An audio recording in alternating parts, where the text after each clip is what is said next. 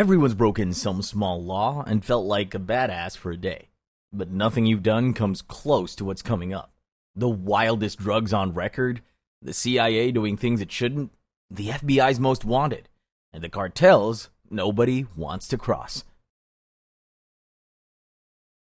Tier 1. Heroin. Perhaps the most dangerous thing about heroin is that a good number of people who are addicted don't even know they are hooked and in danger. They mostly believe they're living normal lives and that non-users are insane. Heroin is made from partial synthesis of the opium poppy, a flower found in regions like Mexico, Asia, and South America. It starts out as morphine, but after undergoing a chemical process, it becomes the good stuff. Scratch that. I mean, the dangerous, really scary stuff. Heroin has been illegal in the US since 1924. But this has done nothing to stop it from gaining popularity in the black market. It is reported that roughly 1.1 million people in the US use heroin yearly. Many people who use heroin prefer to inject it into their bodies. But some users have been known to snort it or smoke it in a process that's called chasing the dragon. Each method of use has its dangers, but injection poses the greatest risk of overdose and infections from contaminated needles. When injected or smoked, the effects of heroin hit within seconds. Snorting, on the other hand, takes a little longer, say 10 to 15 minutes. The speed and intensity of heroin highs are part of what makes it so dangerously addictive. The good news is that recovering from heroin addiction isn't impossible. Just ask Steven Tyler. Depending on how old you are, he might be your favorite rock star, or your mom's. Tyler and his band Aerosmith were a pretty big deal back in the 70s. They were so big that between 1979 and 1982, Tyler had about 5 million to his name. Or at least he did until he blew it all on heroin. He had somewhere developed a heroin addiction, and at some point, things got so bad that he was spotted roaming the streets of New York looking for dealers. Tyler's destructive behavior, along with other factors, caused his band to fall from grace.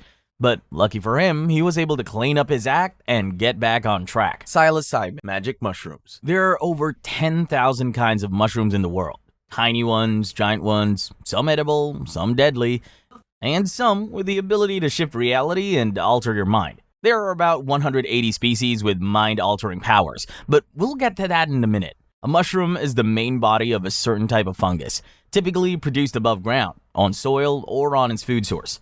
Now, let's talk about magic mushrooms, commonly known as psilocybin. These fungi are the ticket to a hallucinogenic roller coaster that alters your senses and flips your perception of reality upside down. With a simple bite, you embark on a journey where time stretches, colors dance, and your thoughts are wandering through a mix of wild experiences. But let's not get too carried away, which would normally be the goal if you're into that type of thing. Magic mushrooms might feel like your VIP pass to another dimension, but they've got a seriously dark twist. Just ask Demarius Blair Davis. In August 2021, Davis took a trip to Miami Beach, but not the touristy kind. After consuming some mushrooms, he walked into a nearby restaurant, spotted a guy having dinner with his family, and out of nowhere decided to open fire on him. When the cops got to him, Davis explained that he did it because, well, he was high on mushrooms, which apparently made him feel empowered. The guy, unfortunately, didn't survive the incident. He died protecting his 1-year-old son. So while the mushrooms are often marketed as the light stuff, you should be careful.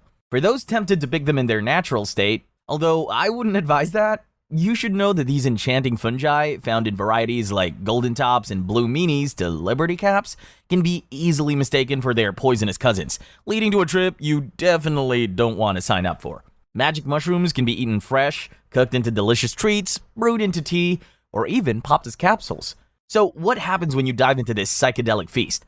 Well, the adventure typically kicks off about 30 minutes after you consume the mushrooms, or even quicker if you ingest it as a tea, say 5 to 10 minutes. One more thing, everyone's experience is different, so maybe take this with a pinch of salt. Dextromethorphan. We will start this one with a little story about a woman we will call Mrs. J. Mrs. J had a rough start in life, and by 14 she was already deep into substance abuse. Alcohol, weeds, opiates, LSD, you name it. Years went by, and things didn't get any better. Then, at 29, she discovered dextromethorphan, commonly known as DXM, and fell in love instantly, because it brought her closer to God. She was high all right, but I doubt DXM was drawing her any closer to Sky Daddy. DXM was cheap, easy to get, so it quickly became Mrs. J's favorite. Soon, she was downing 1080 to 1620 milligrams a day. For context, the recommended maximum daily dose of DXM is 120 milligrams. So when Mrs. J's marriage started falling apart, she cranked up her dose to around 4,000 milligrams daily. So what happens when you consume about 30 times the recommended dose? If you're anything like Mrs. J, you'll end up in a vehicle collision, but make it out unscathed. Unfortunately, not even the accident could stop her. One night, Mrs. J had a vivid dream about her mother attacking her and doing a bunch of scary things that aren't exactly YouTube friendly. The next morning, Mrs. J attacked her mother and tried to stab her. She didn't succeed, but she did land herself in a rehabilitation facility. After 2 weeks out, she was right back to DXM. This time, she broke into a stranger's house and fell asleep. The police found her, and the rest, they say, is history. Dextromethorphan is an over-the-counter cold and cough medication. It's classified as an antitussive, which is just a fancy word for a medicine that suppresses coughing. But there's more to it than that. DXM can be a harmless cough suppressant when taken in the right dose. But if you up the dosage just a little bit, you'll find yourself disconnecting from your body and the world around you. Kind of like a rogue astronaut floating off into space. When taken in high doses, DXM takes on a mind of its own, becoming a dissociative. Dissociatives are a type of drug that makes you feel disconnected from your thoughts, body, or surroundings. And that's where things get really interesting. Dissociatives like DXM mess with the way you perceive reality, making you feel detached from your physical self. Suddenly, you're no longer in your living room watching a Netflix special. You're in a reality where time and space bend, and your body becomes something you only faintly remember. When it comes to its effects, DXM's like a secret Santa thing. You can expect anything from euphoria and itchy skin to visual hallucinations and a sense of floating outside your own body. This usually happens within 30 to 60 minutes of ingestion and can last up to 6 hours, depending on how much you've taken. After the high fades, users often report intense headaches, a foggy, clouded feeling in their brain, nausea, vomiting, and the classic post-trip fatigue. That doesn't sound like fun, but it pales in comparison to the long-term effects of DXM use, like severe mental disturbance and dependency.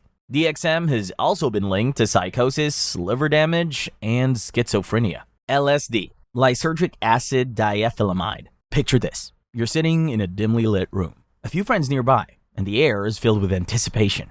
Suddenly, the walls start to breathe. Colors swirl like paint on a canvas, and your thoughts, once orderly and straight, now dance like Miley Cyrus in that one music video. In addition to all of this, there are vibrant melodies playing in the background.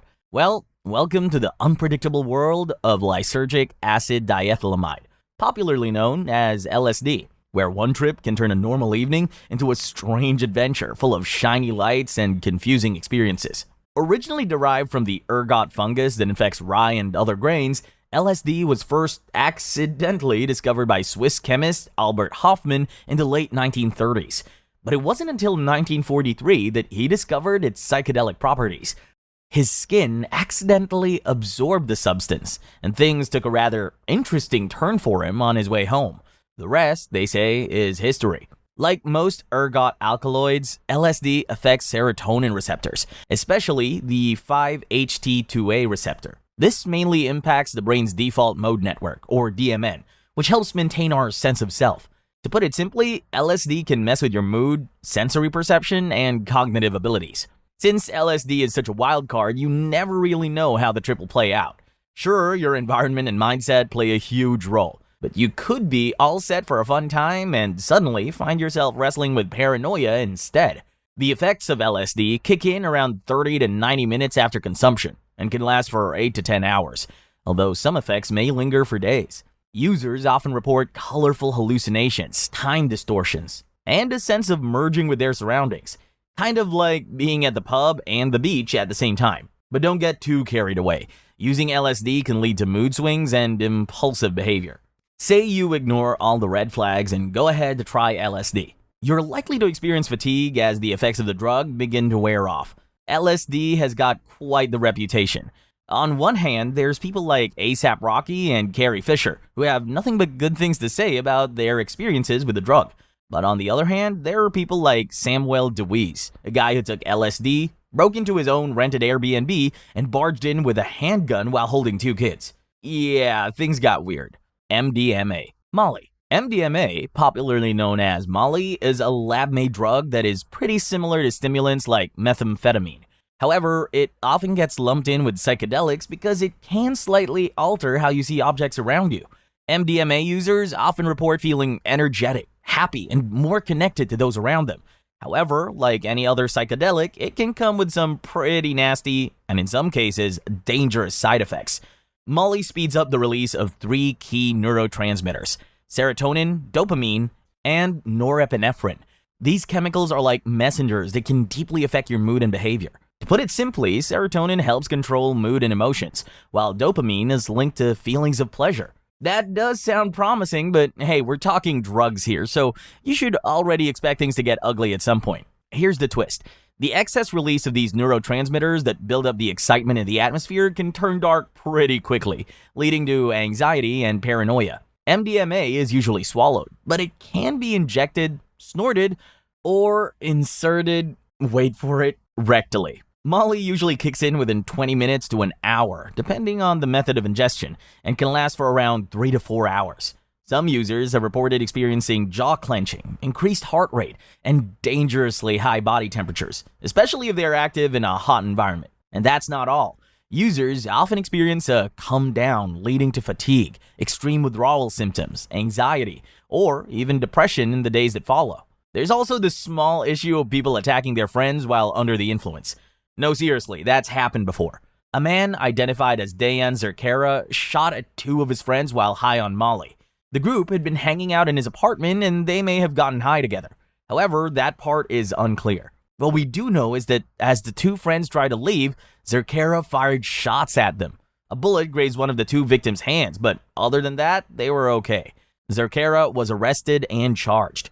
Like many of the drugs in this video, Molly has some pretty devastating long-term effects. It's been associated with serotonin system damage, which will, in turn, affect the user's memory and mood.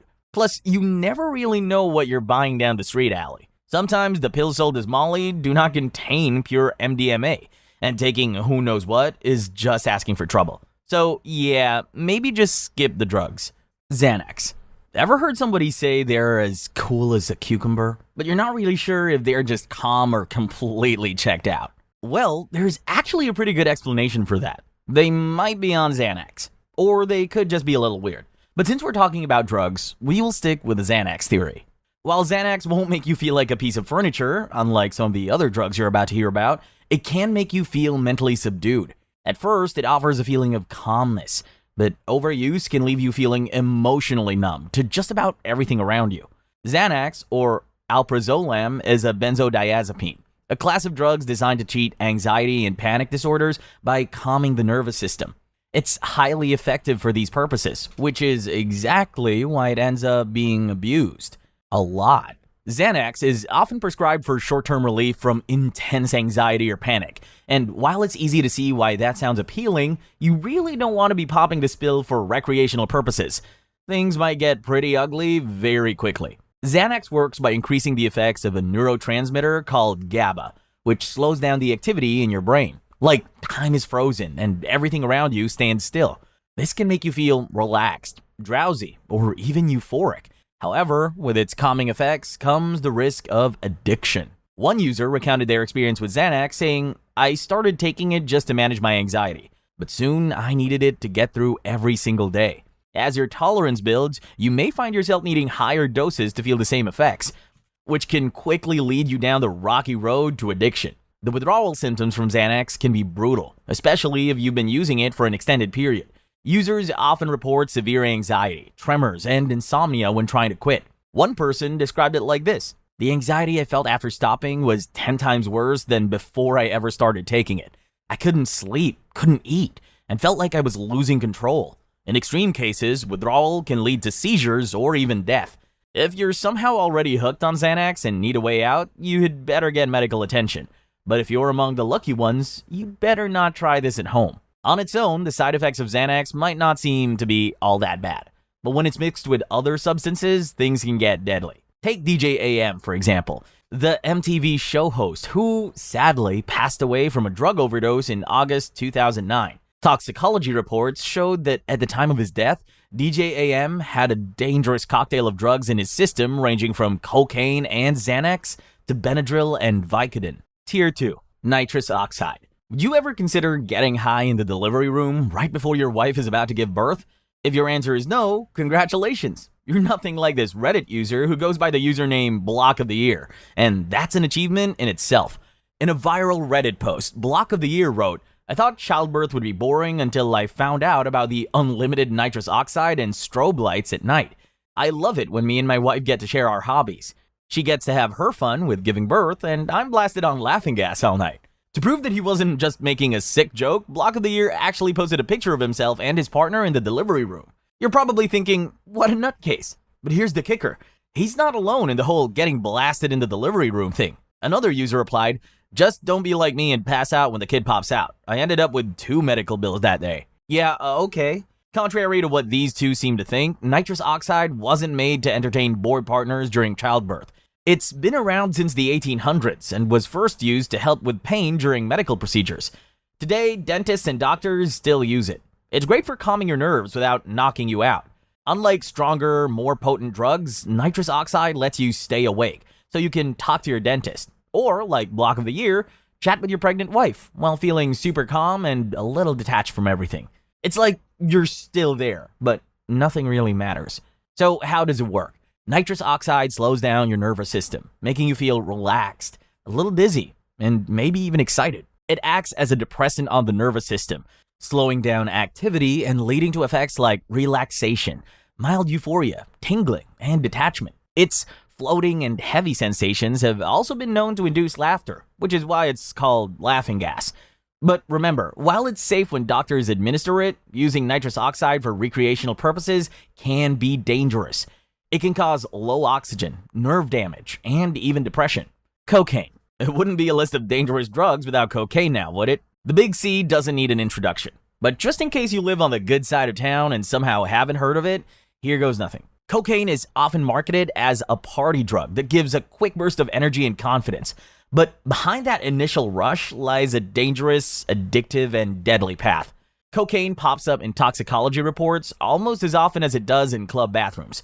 Late NBA player Len Bias and pro wrestler Bam Bam Bigelow, among many others, lost their lives to drug overdoses. And the culprit? You guessed it, cocaine. Made from the leaves of the coca plant, cocaine is a powerful stimulant that affects dopamine levels, aka the brain's reward system. Once inside the body, cocaine messes with the brain's normal communication processes, particularly by blocking the reabsorption of dopamine, the neurotransmitter responsible for feelings of pleasure. This surge of dopamine makes the brain associate cocaine with an intense reward, which is why users keep going back for more. There are 2 types of cocaine: the powdered form, which is snorted or injected into the body, and the base form, often called crack, which is smoked. Crack gets its name from the crackling sound it makes when heated. The high from cocaine is usually short-lived, and the faster it enters the bloodstream, the quicker the high fades.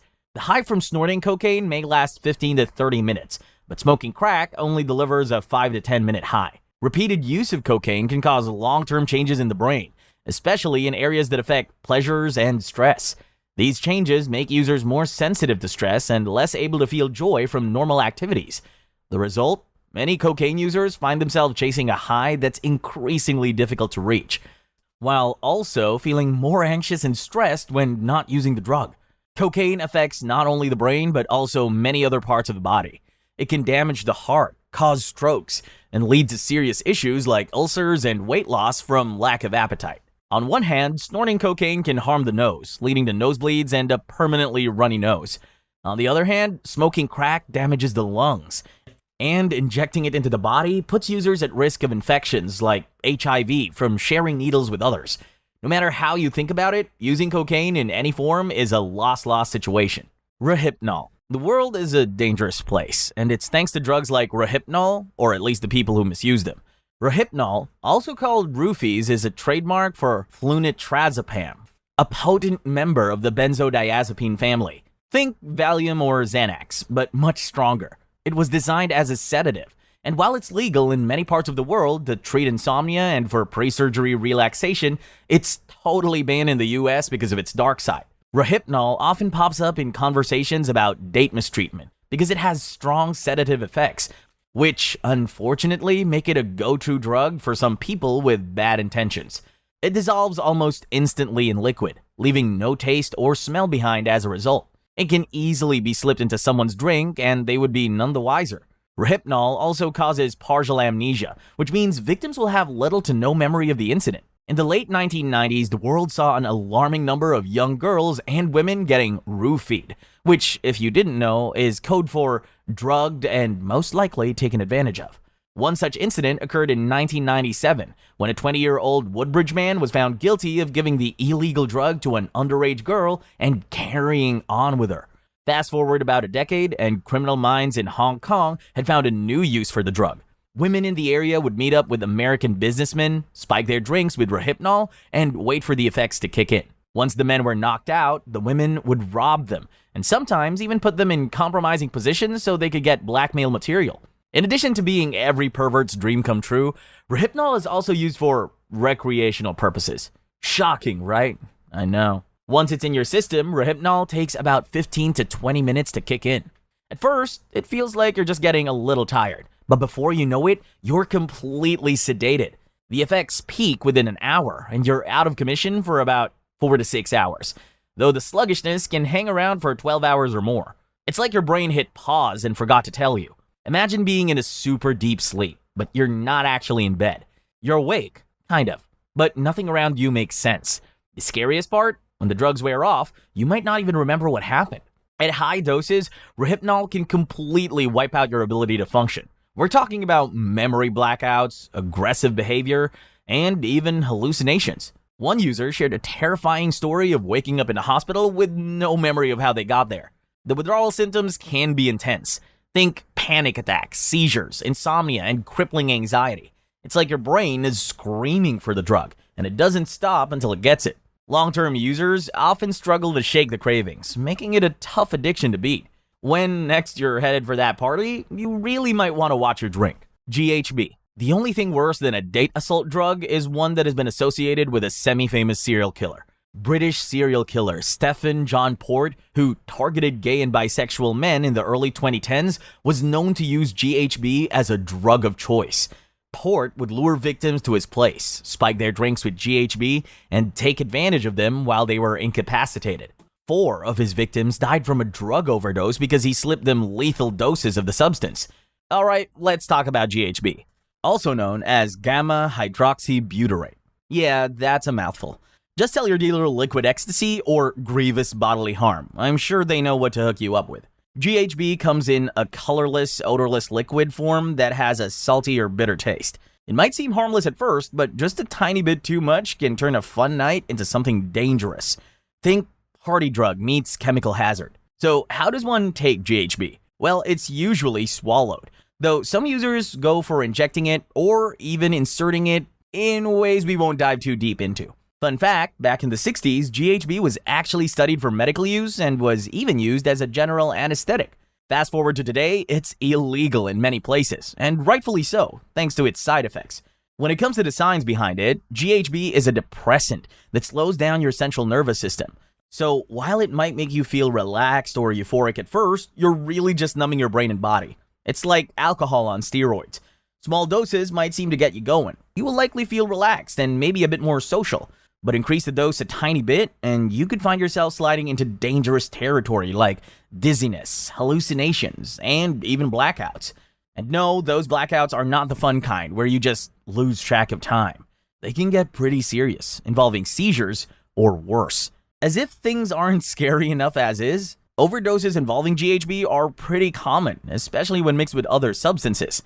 Signs of an overdose include vomiting, irregular breathing, confusion, hallucinations, seizures, and even death. Amphetamines. Back in the 60s, drugs were the in thing as far as Hollywood was concerned, and it wasn't just the actors who were in on it. Legendary director and producer David O. Selznick was apparently a big fan of amphetamine back in the day. He allegedly relied on the drug to get him through the long hours of making movies like Gone with the Wind, which, by the way, is a classic. Actor Evelyn Keyes, who was on set, remembers him crushing up a Benzedrine and licking the pieces from his palm, a grain at a time to keep going. Meanwhile, director Carol Reed and much of his crew reportedly relied on heavy doses of amphetamines to keep up with the fast-paced production of The Third Man. Amphetamines are powerful stimulants that can push your brain and body into high gear. Think of them as the 5G network for your nervous system. In medical settings, amphetamines are prescribed to help people with ADHD maintain focus. But much like with DXM, things can get out of hand when it's taken without a prescription or in high doses. At first, you might feel like you've unlocked a secret energy source. Suddenly, you're more alert, confident, and ready to tackle anything. But don't get too comfortable because that's just the beginning. When amphetamines enter your system, they increase the release of dopamine, norepinephrine, and to some extent, serotonin.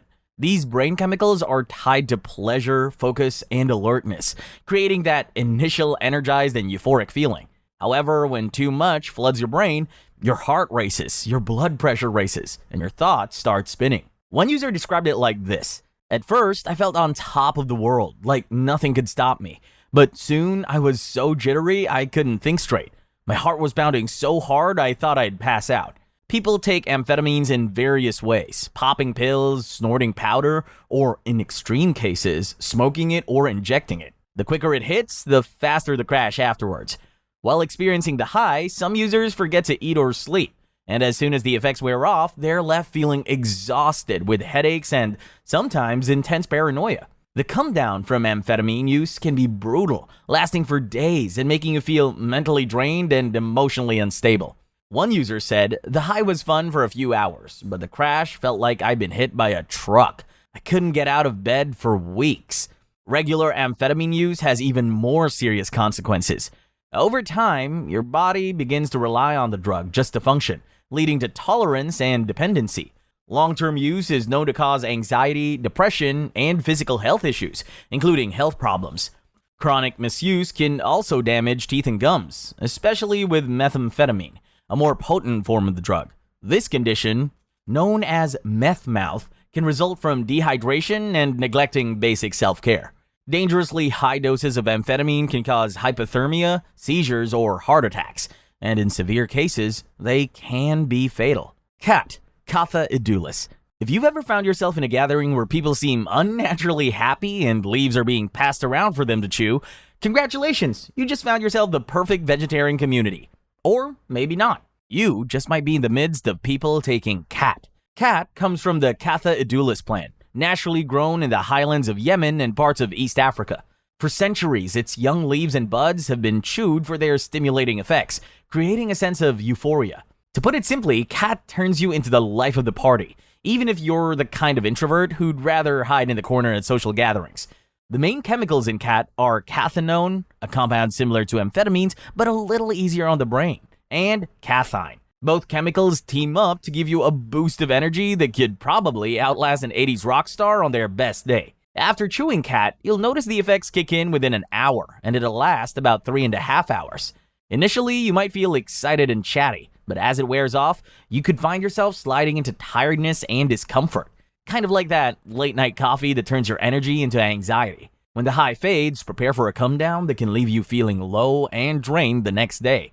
While you might start out thinking cat is just a social enhancer, over time, you could get addicted. No, seriously. If you use cat regularly, you might develop mental issues like anxiety and even psychosis, much like what can happen with stronger stimulants like cocaine and amphetamines. Cat might seem like a harmless way to liven up that high school reunion after party, but remember, the experience varies with each user, and it comes with its own set of risks.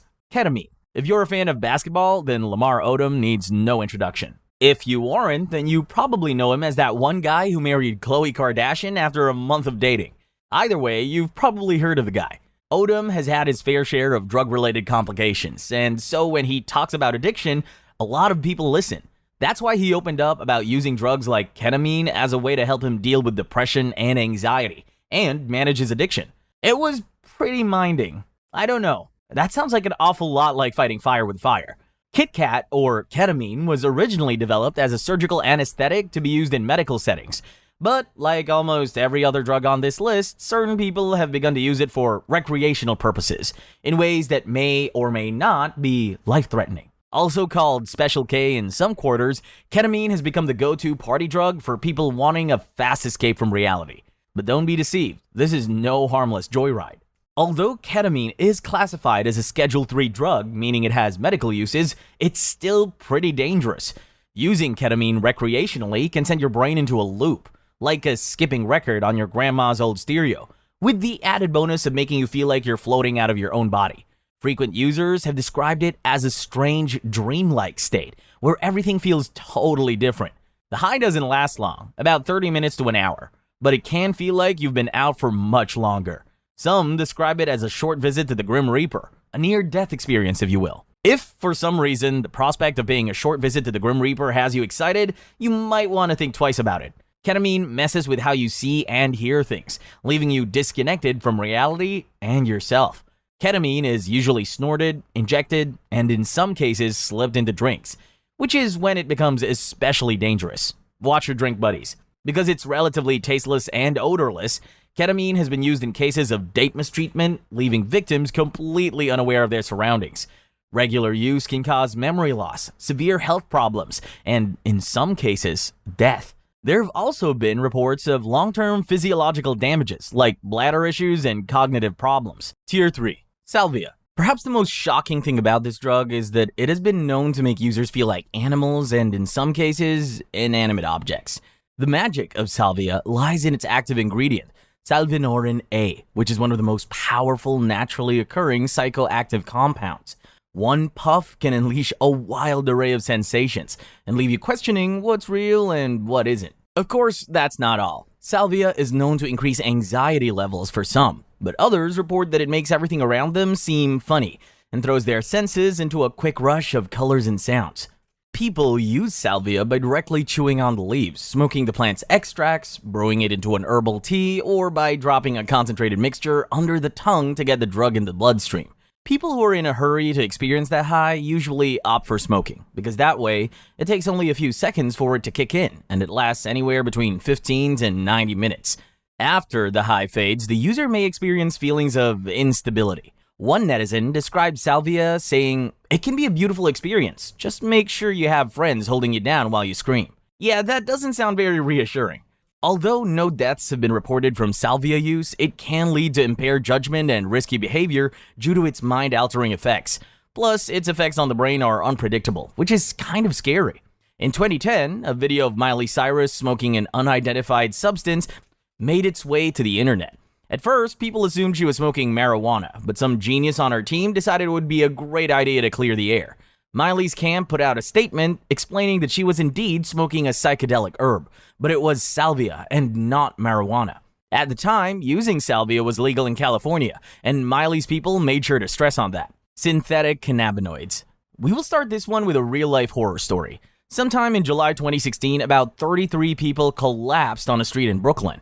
They lay on the ground, vomiting down their shirts, twitching and blank-faced. Some members of the group made some jerking movements with their arms as their eyes rolled back. Others groaned and clutched onto fire hydrants to try to stay upright. Witnesses said the scene was like something out of the Walking Dead franchise. The media jumped on the story and began writing headlines about people turning into zombies. As crazy as that sounds, it's actually not far from the truth. Apparently, the 33 people had all smoked a type of synthetic cannabinoid called AK-47 24-karat gold.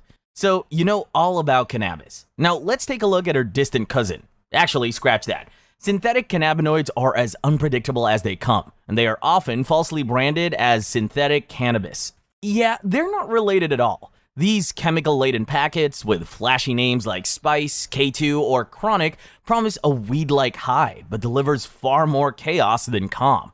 While they're marketed as alternatives to marijuana, the truth is, instead of a mellow relaxation, these drugs can lead you down a rabbit hole of bizarre and dangerous experiences. Picture this.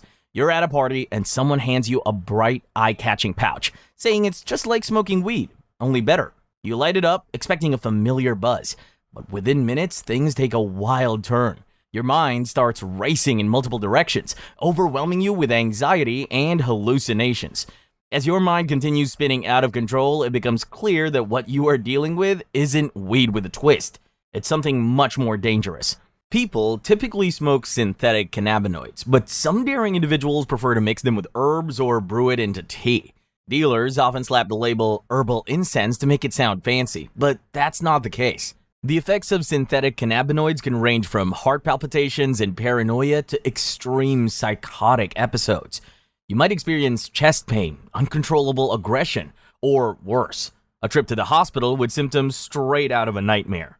If you think the dangers disappear after the high wears off, think again. Long-term use can leave lasting mental health problems that don't fade away so easily. Synthetic cannabinoids are a dangerous gamble. Each batch is different, with manufacturers constantly tweaking the chemicals, making the risk level impossible to predict. It's like playing Russian roulette with your brain and body. So the next time you're tempted by a shiny packet of faux weed, remember, the high might not be worth the dangerous crash that follows. Barbiturates. In 1969, Judy Garland was found dead, and toxicology reports showed that she had died from a drug overdose. So where exactly did it go wrong for the Hollywood star? In one interview, Garland told biographer Richard A. Lurtzman that her struggle with addiction began on set. She told him that studio executives would use drugs to squeeze as much work out of her as possible. Speaking on the issue, she said, "They had us, Judy and Mickey Rooney, working days and nights on end. They'd give us pills to keep us on our feet long after we were exhausted. Then they'd take us on the studio hospital and knock us out with sleeping pills. Then after 4 hours, they'd wake us up and give us the pep pills again so we could work 72 hours in a row." As you would expect, the continuous substance use caused Garland to develop a serious addiction to these prescription meds. It was this addiction that pushed her to overdose on barbiturates at the age of 47. Barbiturates belong to the class of drugs known as sedative hypnotics. They emerged in the early 1900s, but had to be dropped soon enough because of their dangerous side effects. Barbiturates can provide relief for stress and sleepiness, but they come with a catch. The line between a chill night and a trip to the hospital is as thin as a strand of spaghetti. Just a pinch too much can send you into a coma, or in the worst case scenario, straight to the great beyond. This dangerous fine line was the reason the medical world decided to drop barbiturates in favor of their tamer cousins, benzodiazepines. Yet, despite this shift, barbiturates are making a comeback, particularly among teens who may not have learned the cautionary tales of the past. Like I said, it's a very slippery slope. Take a little dose and you will feel drowsy and carefree. Add a little more and you might find yourself stumbling around like a tipsy giraffe, slurring your words so bad that you can't clearly hear yourself.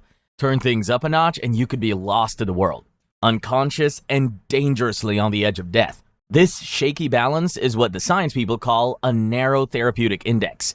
It basically means that the difference between a good time and a fatal error is alarmingly slim. And just in case you think all you have to do is perfect your dosage, you also have to deal with withdrawal symptoms. Things like tremors and sleepless nights may become your new reality. In severe cases, it can lead to hallucinations, fever, and seizures. And for those bringing new life into the world, if barbiturates get thrown into the mix, the baby could get addicted and experience withdrawal symptoms at birth. Oxycodone. If you've ever wondered about the existence of a pill that can ease pain by making you feel numb, it exists, and it's called oxycodone. On the streets, oxycodone is known by brand names like OxyContin and Percocet. It's a prescription painkiller that helps with just about any type of pain. So why is it on this list? One word: addiction. What starts as a prescribed dose to help ease pain can quickly spiral into something dangerous as your body builds tolerance, demanding higher amounts just to feel the same effects. According to the United States Department of Justice, more than 13 million Americans abuse oxycodone, including some children as young as 12 years old. Immediate release takes effect in about 10 to 30 minutes, while controlled release formulations take about an hour to kick in. The plasma half-life is 3 to 5 hours, and stable plasma levels are reached within 24 to 36 hours. The duration ranges from 3 to 6 hours for immediate release or 12 hours for controlled release formulations. With oxycodone, addiction is more than a risk. It's pretty common, and it can lead you dangerously close to a deadly overdose. People who abuse oxycodone tend to chew, inject, or snort it. They would do just about anything but to take it the right way. They do this hoping to experience a euphoric high that's somewhat similar to a heroin high. But like heroin use, there's a dark side to it. Slurred speech, confusion, trouble breathing, and a bluish tint to the lips are common pointers of oxycodone abuse. In extreme cases, an overdose can lead to seizures or unconsciousness. Once addicted, it is pretty difficult to quit. Withdrawal hits hard, with symptoms like nausea, vomiting, muscle pain, severe anxiety, and depression. A beautiful story of a pain reliever eventually ends up causing even more pain. On its own, oxycodone might not seem all that scary, but things can easily get ugly with this one. Take, for example, the case of Heath Ledger, the award-winning actor who played Joker in the film Dark Knight. In 2007, Heath was going through a really rough patch in his life, following his split from his partner, Michelle Williams. He felt like he had hit rock bottom, and so he turned to drugs like oxycodone to cope with his unstable mental health and insomnia. But that didn't go well at all. In January 2008, he was found dead in what was reported as an accidental overdose. Phencyclidine. On June 18, 2013, the body of Odin Lloyd, a semi-pro football player, was found in an industrial park near Aaron Hernandez's home. At the time, Hernandez was a New England Patriots player, but that changed pretty quickly. He was arrested on June 26th, and just 90 minutes after he was taken into custody, the Patriots cut him loose. Hernandez pleaded not guilty to first-degree murder, but by August 2013, a grand jury had indicted him. Fast forward about 20 months and he was found guilty of first-degree murder, along with 5 weapons charges, landing him a life sentence with no parole. During the investigation, it came out that Hernandez was a regular PCP user, which left him so paranoid he carried guns everywhere he went. To put it simply, PCP is a mind-bending substance that dances on the edge of reality and illusion. Often sold as white powder, this illicit street drug comes alive when mixed with alcohol or water. Some people sell it in its liquid form, but that's not very common. With a bag full of street names like Angel Dust, Embalming Fluid, and Supergrass, you know you're in for an unpredictable ride when you decide to give PCP a try. You can choose either to snort it, shoot it up, smoke it, or even swallow it. The choice is all yours, although you're better off running from it. Once in the system, PCP acts like a trickster, altering your brain's chemistry and reshaping your perception. This hallucinogenic dissociative drug can make you feel like you're floating, disconnected from reality, or even superhuman. It takes just minutes to get you up and running on a euphoric adventure where reality fades away. You feel invincible, as if nothing can touch you. But beware, the higher you go, the harder you fall. The come down from PCP is quite ugly. Small doses may numb your body and impair your vision, but large doses, that's when paranoia and baseless suspicion kick in, possibly leading you to hear whispers of non-existent voices. You may also exhibit bizarre or even violent behavior. PCP doesn't play nice. It can spike your heart rate, blood pressure, and body temperature, while also masking pain from serious injuries due to its analgesic properties. Long-term use can cause memory loss, cognitive difficulties, and mood disorders, with some users even facing thoughts of self-harm. PCP can easily trap your mind, creating a cycle of dependence that only gets tougher to break.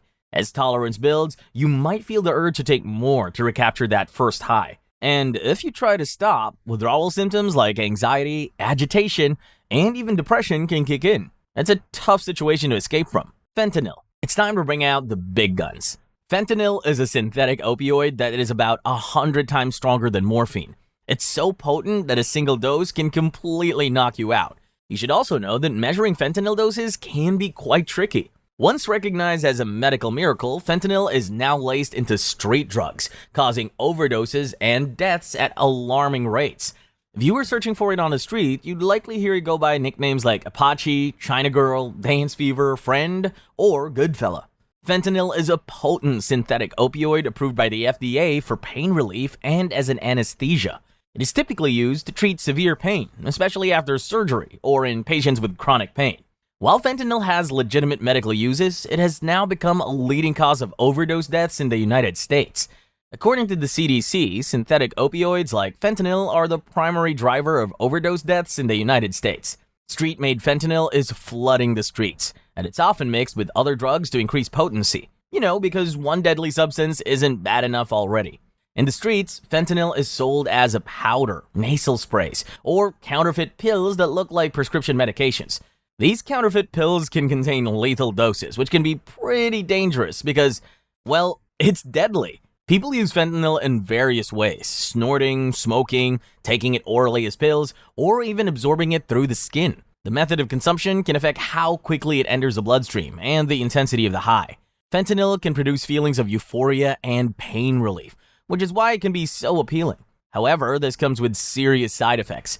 Many users report feeling drowsy or confused, experiencing nausea, and sometimes even a loss of appetite. Overdosing on fentanyl can lead to stupor, pinpoint pupils, clammy skin, and respiratory failure, which can be fatal. Giving up fentanyl can be incredibly tough. Withdrawal symptoms usually kick in within 12 hours after the last dose and can last about a week. In this time, users may experience goosebumps, chills, irritability, insomnia, nausea, and pain in muscles and bones. So much for a pain reliever. One user shared their experience saying, "The withdrawal felt like a nightmare. I was sweating and shaking, just wanting to feel normal again. This good fella doesn't look so good now, does it?" Tier 4. Methadone. Methadone started out as a prescription drug for treating severe pain, but it soon became much more. When scientists discovered that methadone was a long-acting opioid agonist that could block the brain from feeling the euphoric high of opioids, reduce withdrawal symptoms, and manage drug cravings, they jumped on the chance to use it in addiction treatment. In no time, it was being used to help people battling with addiction to opioid drugs like heroin. That sounds pretty cool, so why is methadone on this list? Well, because things can easily go south. When methadone is not taken in line with the prescription and under the watchful eyes of a healthcare practitioner, it can be even uglier and more addictive than the hard drugs you're trying to break free from. Addiction, of course, comes with the risk of an overdose. A methadone overdose is like a dark wave crashing down, and its symptoms can be quite sneaky. It starts with a bit of drowsiness, which isn't so bad, but before you know it, you'll be dealing with shallow breathing and pinpoint pupils. Let's say you come to your senses at this point and decide to quit. It won't be easy. You may experience withdrawal symptoms ranging from muscle aches, vomiting, and cramps to severe nausea, depression, and diarrhea. If you decide to go on using methadone, you still wouldn't be safe from harm because you would have to deal with the side effects. Things like difficulty breathing, chest pain, and a whole bunch of other unpleasant stuff. Mescaline. If you ever find yourself wandering through a lonely desert, it's not just dangerous animals you need to be wary of. Some plants can be just as dangerous, especially if you're in Mexico. Okay, so I may have exaggerated that one a little bit, but seriously, you would need to keep an eye for plants containing mescaline. Mescaline is a naturally occurring hallucinogen primarily found in certain cacti species that mostly thrive in arid, desert-like regions.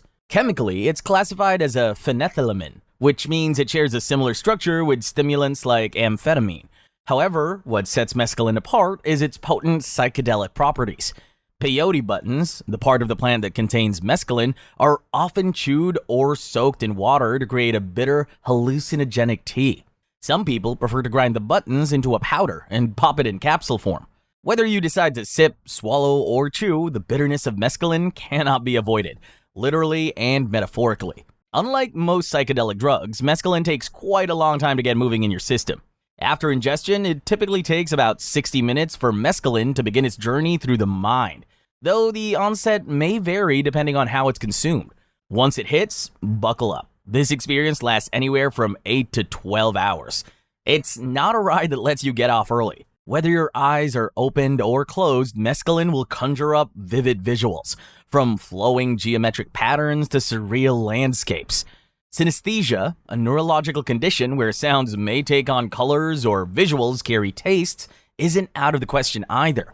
But just as mescaline can open doors to dazzling visions, it can also lead you down darker hallways. When taken in high doses, mescaline's effects can become overwhelming. Paranoia, anxiety, frightening hallucinations, and panic attacks may take hold. Physical symptoms like nausea, vomiting, and dizziness may also surface even as your mind spirals. If you're wondering just how bad things can get with mescaline, the answer is pretty simple. Bad enough to land you in the hospital. Or at least that's what happened to the 3 young men from Chichester, England, who decided to give the hallucinogenic drug a shot. They wound up hospitalized, and the oldest among them was arrested on suspicion of possession and supply of a Class A drug, ayahuasca. This one is quite interesting. Ayahuasca is a brew that is said to be just as much about spirit as it is about the substance. It's mostly used as a part of a sacred ritual in some parts of South America.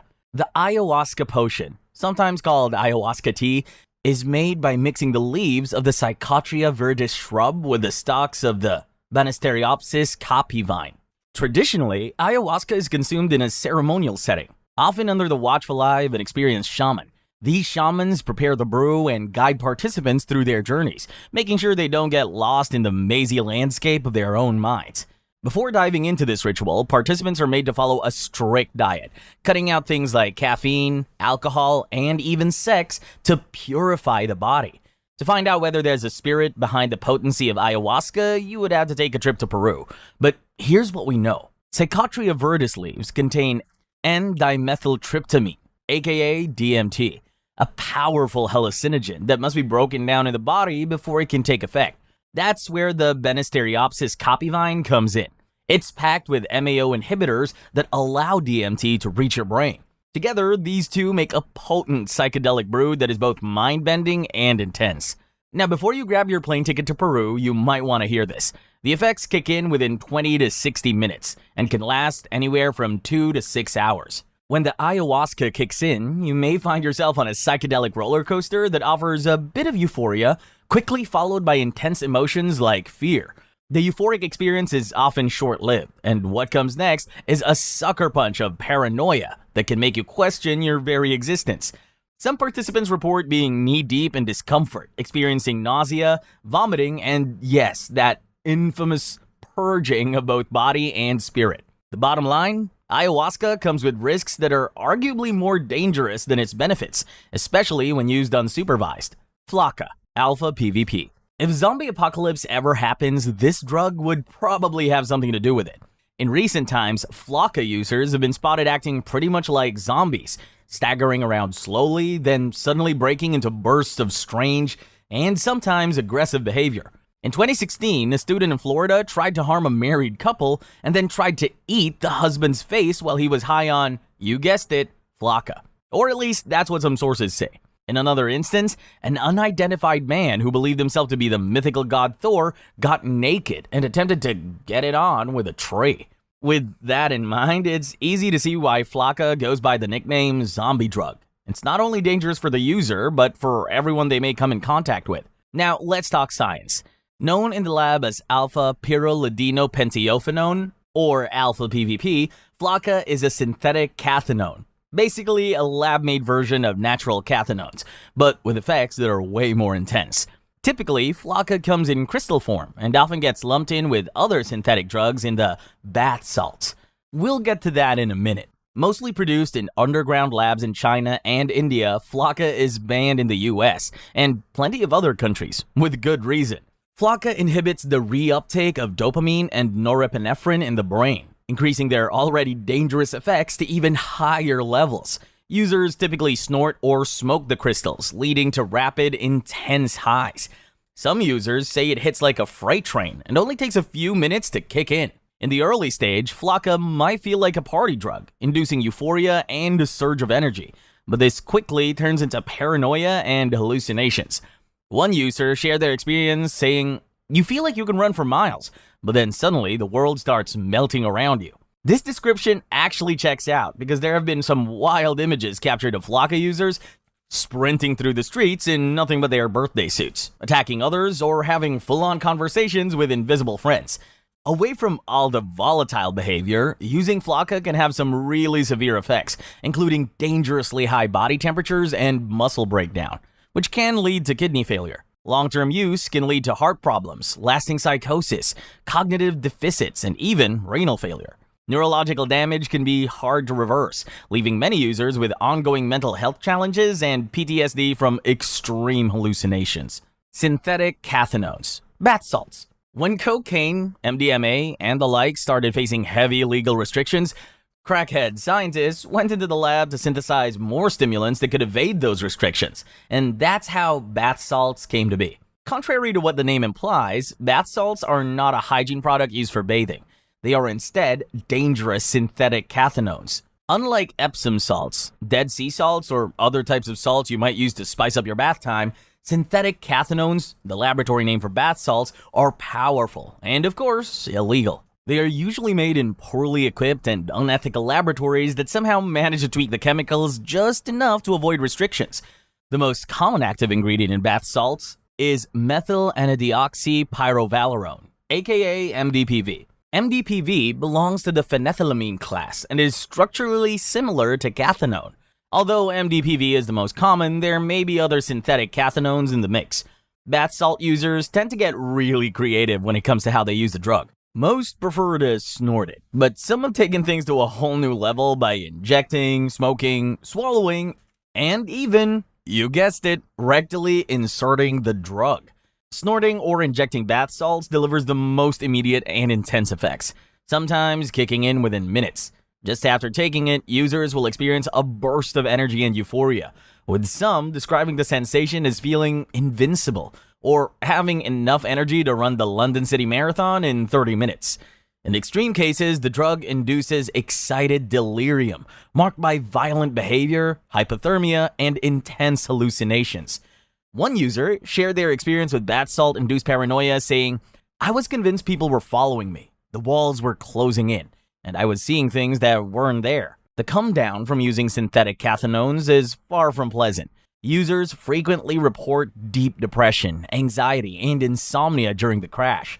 The long-term effects are just as dangerous, with users facing an increased risk of heart failure, lasting psychosis, and permanent cognitive deficits. Synthetic cathinones may appear harmless, but don't let that fool you. Their effects are anything but. Crocodile. If you've ever wondered what a cocktail of codeine, iodine, gasoline, and red phosphorus, aka the stuff from matchboxes, might be good for, your first guess probably wouldn't be a recreational drug. And that's why you would be wrong. Crocodile is made by combining all the earlier mentioned substances to create a drug that contains the active analgesic substance desomorphine. Desomorphine is similar to morphine, but it is way stronger and kicks in a lot quicker. If there's one thing you should have figured out about recreational drugs by now, it's that in most cases, the cheaper the drug, the more destruction it leaves in its wake. Designed to be a cheap heroin substitute, Crocodile packs a solid punch, and I don't mean that in a good way. Just like heroin, Crocodile is typically taken intravenously, and as a result, the effects kick in almost immediately. But where heroin provides a lasting high, Crocodile fades out fast. Users feel the euphoria peak within minutes, and once it's gone, the need to avoid withdrawal symptoms brings them back to the needle, creating a vicious cycle. The high from Crocodile numbs pain and dulls the senses, creating an effect similar to that of a powerful sedative. Users often report feeling warm and almost hypnotized, but this calm is short-lived, and the downsides can be brutal. Users often experience heavy drowsiness, nausea, intense itching, and, in severe cases, rapid skin decay around injection sites. In such cases, the skin may become scaly or develop a greenish color, and that's where the drug gets its name. Crocodile translates to crocodile, so that's actually quite dark. The withdrawal symptoms from Crocodile are nothing short of nightmarish. They hit fast and hard, sometimes just hours after the last dose, and include everything from intense anxiety and insomnia to nausea, tremors, muscle pain, and even seizures. They're so severe that users often end up in the ER just to survive the process. And you thought caffeine withdrawal was bad. Crocodile's toxic recipe doesn't just devastate the body externally, it also damages the brain, liver, and kidneys, leading to organ failure. It attacks users from the inside out, making recovery difficult and sometimes impossible. Mentally, Crocodile creates a fog that affects memory, motor skills, and speech long after the high is gone. Tier 5. Quaaludes. Does the number 714 ring a bell? If it doesn't, good for you. You most likely didn't witness the methadone wave in the 80s. If you recognize the number, then I'm sure it wasn't printed on Quaalude tablets back in the day. Quaaludes, formerly known as methaquolone, are synthetic barbiturate-like central nervous system depressants from the quinazolinone family. Methaquolone is synthesized to deliver sedative and hypnotic effects. Quaaludes were initially developed as a safer alternative to barbiturates, but things didn't go as planned. At first, Quaaludes functioned perfectly as a sleep aid, but it didn't take long for people to figure out it had potential, so to speak. Between the 1960s and 1980s, Quaaludes became the it girl of the party drug scene. Soon, the drug's potential for addiction and misuse led it to being banned in the US. This, in turn, made its production largely illegal in most countries. Back in the day, Quaaludes were taken in pill form, but in some cases, they were crushed and inhaled or injected for quicker, more intense effects. After ingestion, the drug would begin to take effect in roughly 30 to 60 minutes, with peak impact occurring between 2 to 4 hours after consumption. Quaaludes have a half-life of 20 to 60 hours, and with such a lengthy half-life, it's no surprise that it came to be known as the daytime high drug. The high from using Quaaludes brings on extreme relaxation and euphoria, almost like a warm wave of calm that can lull users to sleep. When resisting drowsiness, users often felt a unique euphoria that provided a false sense of invincibility, a feeling that led to many instances of poor decision-making. At higher doses, Quaaludes lead to confusion and severe loss of coordination. The body's natural responses became so dulled that breathing slows to almost fatal levels. Users may find themselves unable to stand or even hold on to basic motor skills like waving or walking. A dose that's too high can trigger coma or even death. There are lots of reasons you might want to go back to the 80s, but this drug shouldn't be one. In 2005, major tabloids broke the shocking news of sexual assault allegations against America's dad, Bill Cosby. No, seriously, that's what the guy was called. Andrea Constant, a former employee at Cosby's University, accused him of drugging and mistreating her earlier that year. Although prosecutors initially refused to press charges, Constant was determined to fight for herself. She filed a civil suit, joined by 12 other women with similar claims. The case was settled out of court for an undisclosed sum. But that was far from the end. Otherwise, I wouldn't be telling you the story. Fast forward to 2014 when Cosby was planning a TV comeback, but the universe had other plans for him. 50 women came forward with mistreatment allegations, and Constant was among them. Cosby's lawyers tried to dismiss the stories, and he himself claimed he didn't have to answer to innuendos. But this time, the accusations just wouldn't go away, no matter how hard he and his legal team tried. Cosby was taken to court, and it was during court proceedings that he made some shocking revelations. A 2005 document showed that Cosby had admitted to using Quaaludes to sedate women, although he maintained that the encounters were consensual. Some sources even say he confessed to using the drugs on teenagers. During the trial, Constant testified that Cosby had given her pills, calling them herbal and claiming that they would take the edge off. Instead, the pills left her paralyzed. Tianeptine. Ever been approached at a gas station by a sketchy middle-aged guy trying to sell you a pack of pills for $10? Sure you have. $10 says he was trying to sell you Tianeptine. Dealers who sell this drug have been known to lurk around the quieter gas stations, popping up behind unsuspecting folks with the promises of a mystery pill they swear will help relieve pain and depression. Tianeptine, nicknamed gas station heroin, is not your typical tricyclic antidepressant. There is actually a lot more to it than the guy at the gas station is letting on. Unlike typical antidepressants, this drug produces effects akin to those of opioids when taken in extremely high doses. And while this may sound like fun, it also means that things can start to get pretty ugly very quickly. Tianeptine was initially created as a prescription medication in regulated labs abroad, and was originally designed to have an antidepressant effect through its influence on glutamate and neuroplasticity. It was prescribed in controlled low-dose tablets for managing specific psychiatric conditions.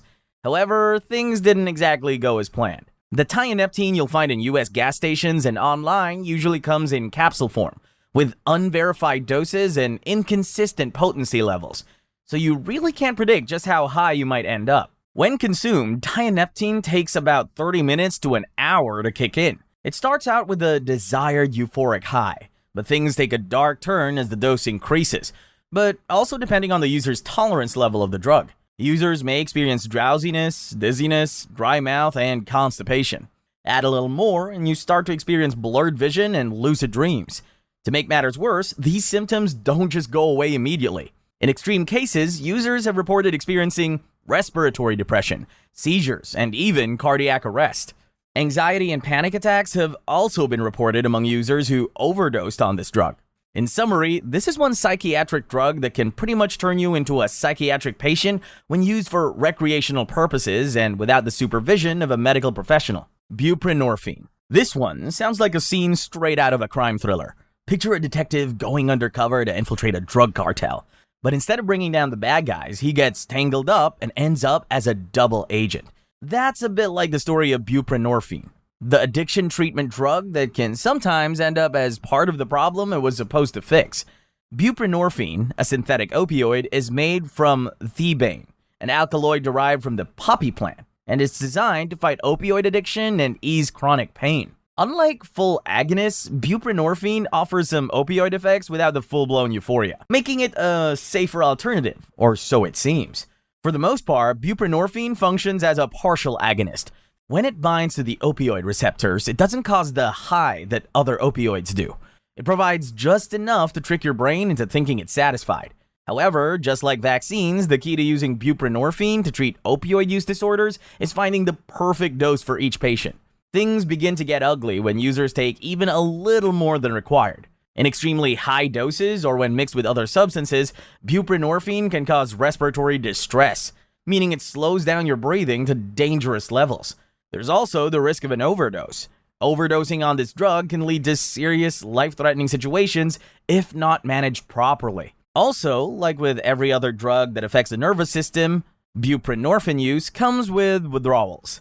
The withdrawal symptoms that accompany buprenorphine include feelings of anxiousness, restlessness, and trouble sleeping.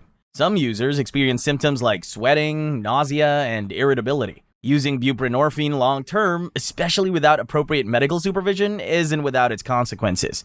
Sure, it can help keep withdrawals at bay, but over time, your body might start depending on it just to feel normal. And let's not forget the rare but real risk of adrenal insufficiency, when your body just doesn't make enough stress hormones, leaving you feeling fatigued and weak. Xylazine. In the treasure hunt for the next big high, there seems to be no limit to what people are willing to try. They've explored mushrooms, cacti, cat, and even synthesized their own research chemicals. What's next, you ask? Xylazine, an animal sedative.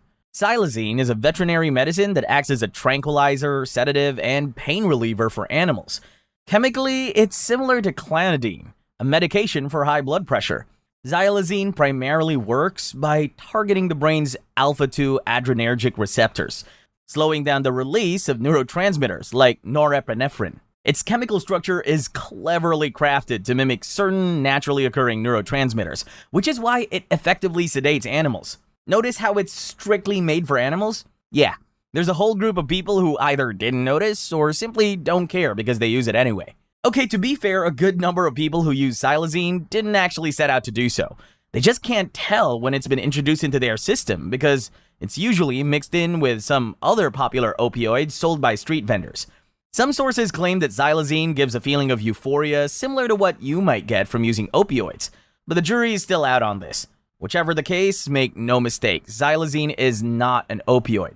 It's a tranquilizer that can throw your body into a deep state of sedation. The worst part is, if you do get into trouble with this one, opioid antidotes like naloxone won't be helpful at all. Xylazine's effects are far from euphoric. Users often feel drowsy, disoriented, and sedated. Some people report feeling heavy and disconnected, almost as if they were trapped in a fog.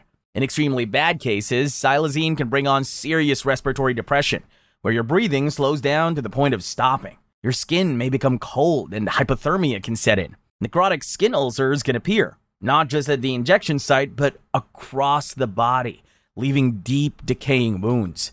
Severe cases can lead to coma or death, especially when combined with other substances like opioids. There's no antidote for Xylazine overdose, making it all the more terrifying. U-47700. Pink. If you've been keeping an eye on the news about drug use, you've probably heard of pink. This drug has a rep for being deadly. It's so dangerous that any mention of it being used for recreational purposes almost always involves a tragic headline. After being developed in the late 1970s as a potential alternative to morphine, this drug was quickly abandoned by medical practitioners and is not approved for use in any country in the world.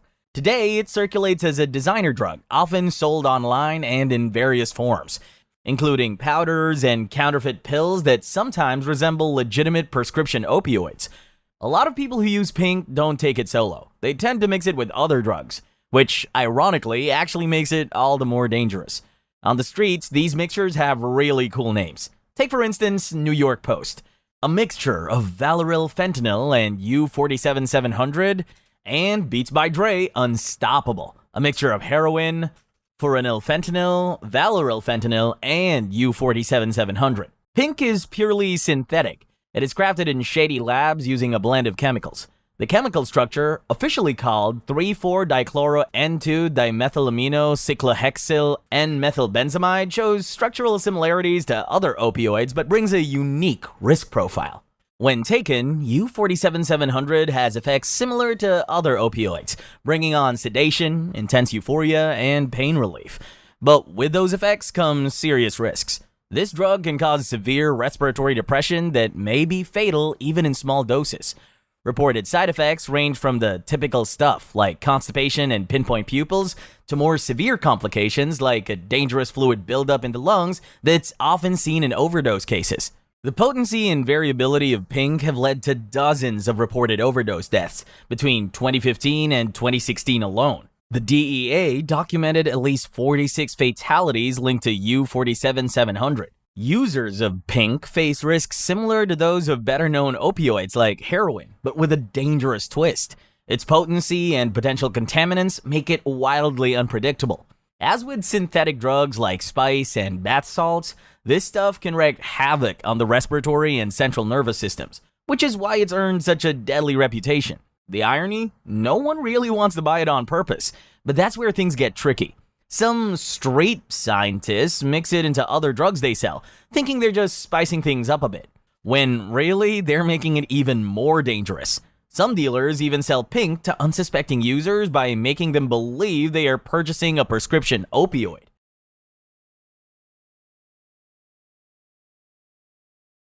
This is the disturbing CIA iceberg explained. Tier 1. The CIA's first coup. It's 1953. And crowds are tearing through the streets of Tehran, the capital city of Iran. They're smashing shop windows, pulling down statues, and flipping cars while military tanks roll through and soldiers fire into the air trying to maintain control. They're demanding that the prime minister be removed from power, and the Shah, who'd fled the country, be put back on the throne. If you're standing there watching, it almost looks like the people are trying to take their country back. But that's not really what happened. It was all planned from a basement thousands of miles away by an agency most Americans hadn't even heard of yet, the Central Intelligence Agency, better known as the CIA. They were a U.S. intelligence and secret operations agency that had only been around for about 6 years. Yet somehow, they were already pulling stunts most people would swear no government could. To understand how they managed it, you have to go back to the end of World War II. During the war, American intelligence was a mess. Multiple agencies had picked up on suspicious activity from Japan, but none of them were sharing what they knew. Japan eventually launched a surprise attack on a U.S. military base in Hawaii that killed over 2,400 Americans, and nobody had done anything to prevent it. By 1946, the Soviet Union had started taking over countries in Eastern Europe, and American officials realized they couldn't afford to be caught off guard again. So in 1947, President Truman created the CIA to gather foreign intelligence and deliver it to him in a clear, coordinated way. Once it was set up, the CIA grew quickly. By 1949, Congress had passed a law letting them hide their budget, keep their staff numbers secret, and spend money without the kind of oversight every other federal agency had. The result was an agency that could do almost anything without having to tell anyone. That scene in Tehran was one of the first times the CIA really put this power to use. For decades, a British company called the Anglo-Iranian Oil Company had controlled Iran's oil industry under a deal that sent most of the profits back to Britain, while Iran barely saw any of it. When Iran's Prime Minister Mohammad Mossadegh tried to take back control, Britain went to the Americans and framed Mossadegh as a communist threat. The CIA bought it, concluded that he needed to be removed, and sent a senior officer named Kermit Roosevelt into Tehran to run the operation. The CIA's first move was to get the Shah, Iran's king, to officially fire Mossadegh. Mossadegh found out and announced on public radio that he had stopped a coup. The Shah panicked and fled the country. At that point, the CIA headquarters assumed the operation was dead, but Roosevelt kept going. He went on to bribe military officers, street gangs, and mobs to cause chaos. They were the ones smashing shop windows, tearing down statues, and flooding the streets, chanting for Mossadegh to step down. The military, seeing what looked like a wave of public demand, moved in and removed Mossadegh from power. He was arrested and spent the rest of his life under house arrest. The murder of Patrice Lumumba. It's June 1960, and a 34-year-old man named Patrice Lumumba is standing at a podium in the capital of the Congo. He's the country's first democratically elected prime minister, and he's giving a speech nobody in the room expected. He calls out decades of suffering under Belgian colonial rule and promises that things are about to change. For the first time, the company's future feels like it belongs to its own people. But the CIA had other plans. Lumumba gave that speech on June 30, 1960, the same day Congo gained its independence from Belgium after nearly 80 years of colonial rule. Within a week, the country was already in crisis. On July 5, Congolese soldiers turned on their Belgian officers after realizing independence hadn't come with promotions, better pay, or any real change. Belgian civilians were attacked, properties were looted, and thousands fled. Belgium sent troops back in without asking permission, claiming they were protecting their people. Then on July 11, Katanga, one of Congo's richest provinces, broke away with Belgian backing. Lumumba's country was falling apart before he even had a chance to lead it. He asked the United Nations for help. They showed up, but slowly, and didn't do nearly enough. He reached out to the United States, but Washington wasn't interested. The Eisenhower administration already saw Lumumba as a problem. His speech didn't go down well with Western leaders. The CIA was labeling the situation as leaning toward communism, and the Congo was sitting on uranium deposits the US needed for its nuclear program. Nobody in Washington wanted a leader they couldn't control on top of that. So when Lumumba turned to the Soviet Union for help, that was enough to seal his fate. The CIA's first plan was to poison him. A chemist named Sidney Gottlieb flew to the Congo carrying a vial of poison meant for Lumumba's toothbrush or food. Nobody could get close enough, so they went another route. The CIA station in Congo, Chief Larry Devlin, funneled thousands of dollars to Congolese politicians and military leaders who opposed Lumumba. He also reached out to an army colonel named Joseph Mobutu, who the CIA had been grooming to take over. In September 1960, Mobutu staged a military takeover and removed Lumumba from power. Lumumba was then placed under house arrest, but even there, he stayed in contact with allies, and his supporters in Stanleyville were building a rival government around his name. On November 27, Lumumba escaped, hidden in the back of a car, heading for Stanleyville, but he didn't make it. Mobutu's forces caught him on December 1 near a village called Lodi. He was beaten and thrown into a military camp. On January 17, 1961, they put him and two companions on a plane to Katanga, the same province that had broken away weeks after independence. Katanga's leader, Moise Tshombe, had been one of Lumumba's fiercest enemies since the split, and everyone involved knew sending him there was a death sentence.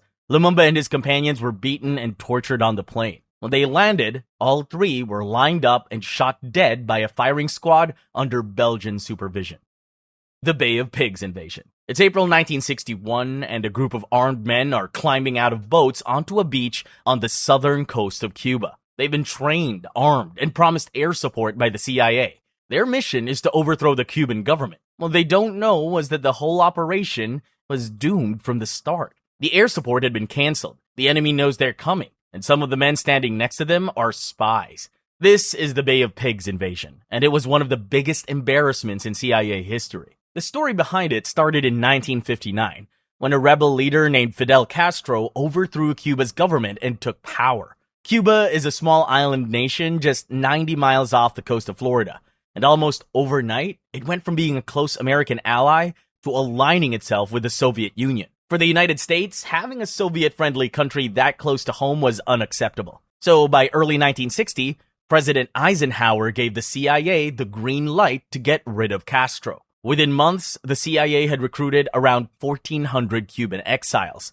people who had fled Cuba after Castro took over, and began training them at secret camps outside the country. The idea was to send them back to Cuba, have them storm the beaches, and trigger an uprising that would bring Castro down from the inside.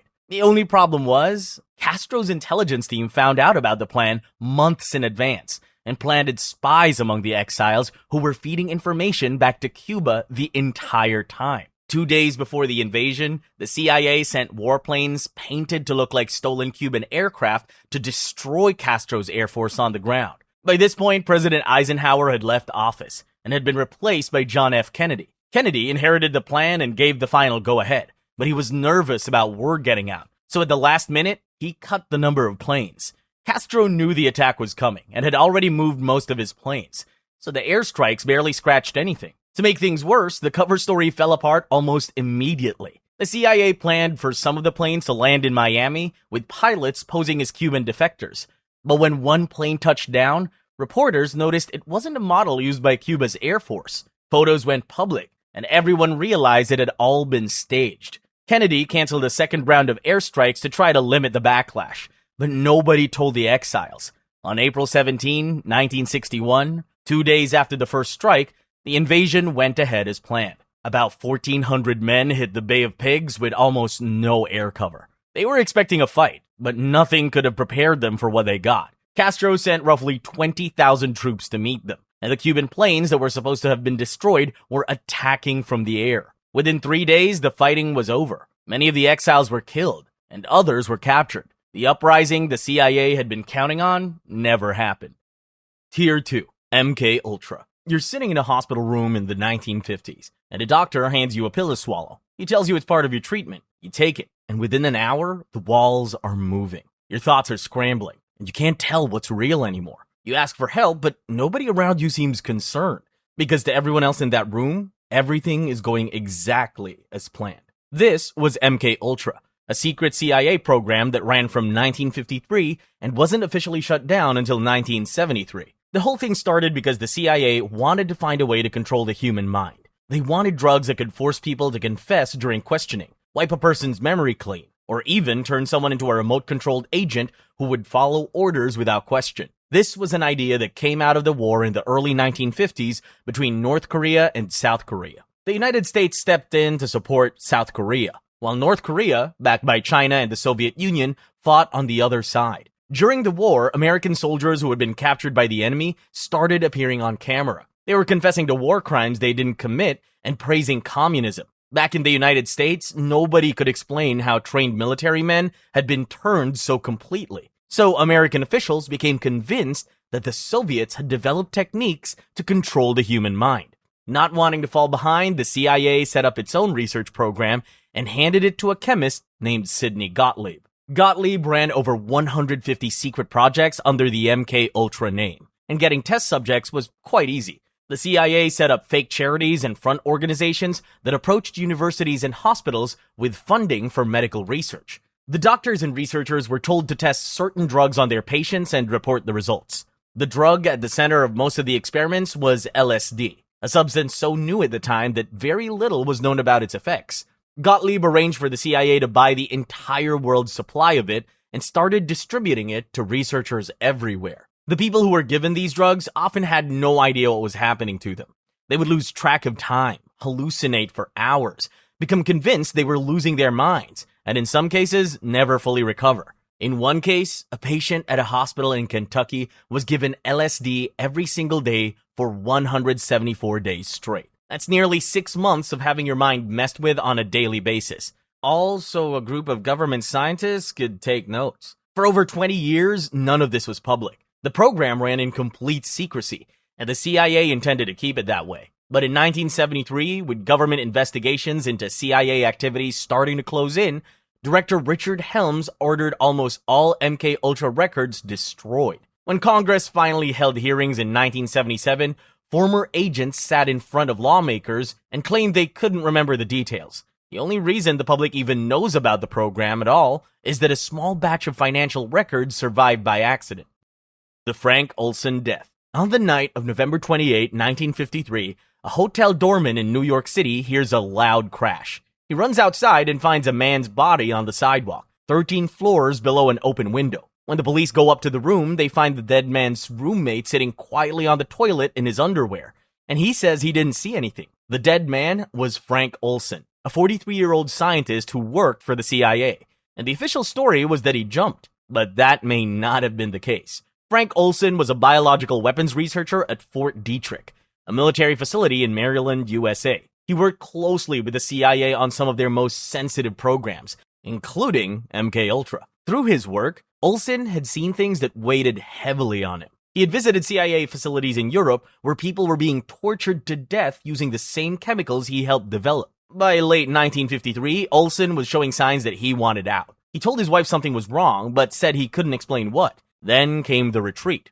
On November 19, 1953, Olson and several other scientists were invited to a gathering at a cabin in rural Maryland. In the evening, a CIA officer named Robert Lashbrook slipped LSD into the after-dinner drinks without telling anyone. The purpose was to see how these men handled themselves under the effects of the drug, and to find out whether Olson, who the CIA considered a possible security risk, might reveal anything he shouldn't. Over the following days, Olson started falling apart. He was hearing voices, throwing away his wallet and personal belongings, and telling people he made a terrible mistake. He tried to resign from his job, but the CIA wouldn't let him walk away. Instead, they sent him to New York, supposedly to see a doctor. But the doctor also happened to be running his own LSD experiments for the agency, so all he did was continue to observe Olson. 9 days after being drugged at that cabin, Olson was found dead on a New York sidewalk. He had fallen from the 13th floor window of his hotel room. His roommate that night was Robert Lashbrook, the same CIA officer who had slipped the LSD into his drink. When police interviewed Lashbrook, he said he heard a crash but didn't see anything. The CIA concluded that Olson jumped and shut the case down immediately. His family was told he died from work-related stress,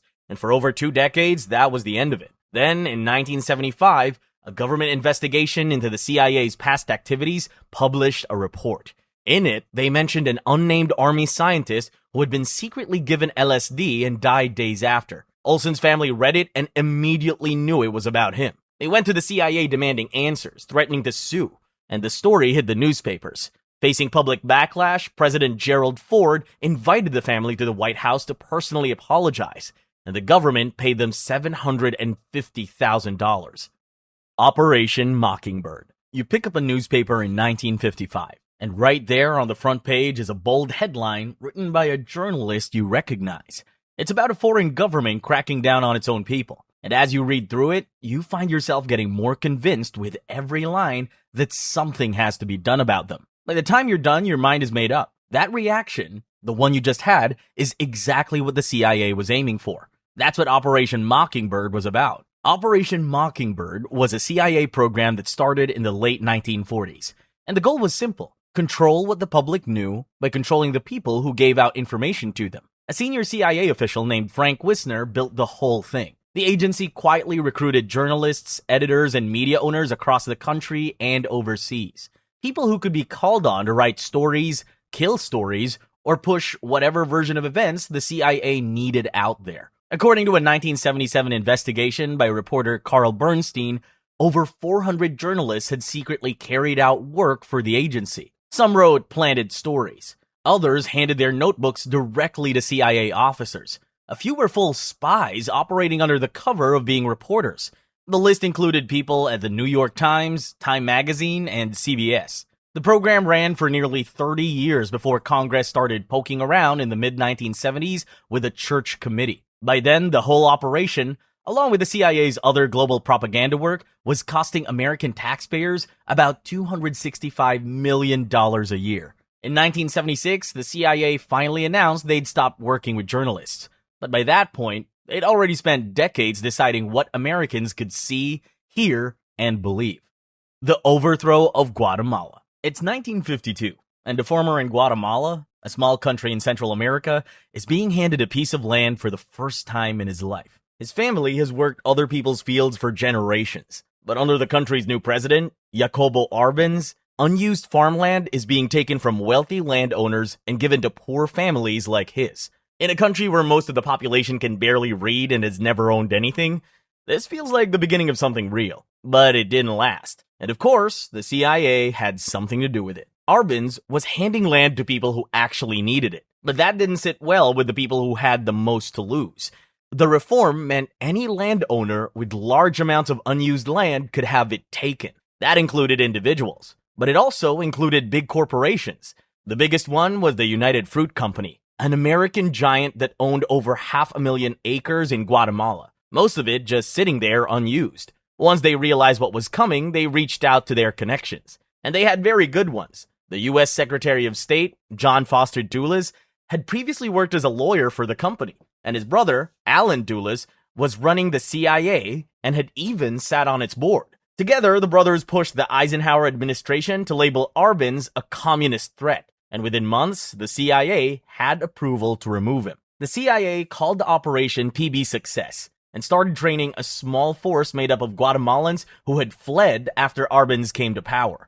Most of them were former military officers and political opponents who wanted him gone. By June 1954, they decided it was time to move, so the force crossed back into Guatemala. They didn't get very far before the real plan kicked in. The invasion itself was never meant to win anything. It was there to draw attention, while the CIA handled the real work behind the scenes. They sent planes to bomb fuel supplies and military targets near the capital, and flooded the radio with fake news reports claiming a massive army was closing in on the city. The goal was to make it look like the government was about to fall, so that the Guatemalan military would panic and turn on Arbenz themselves. And that's exactly what happened.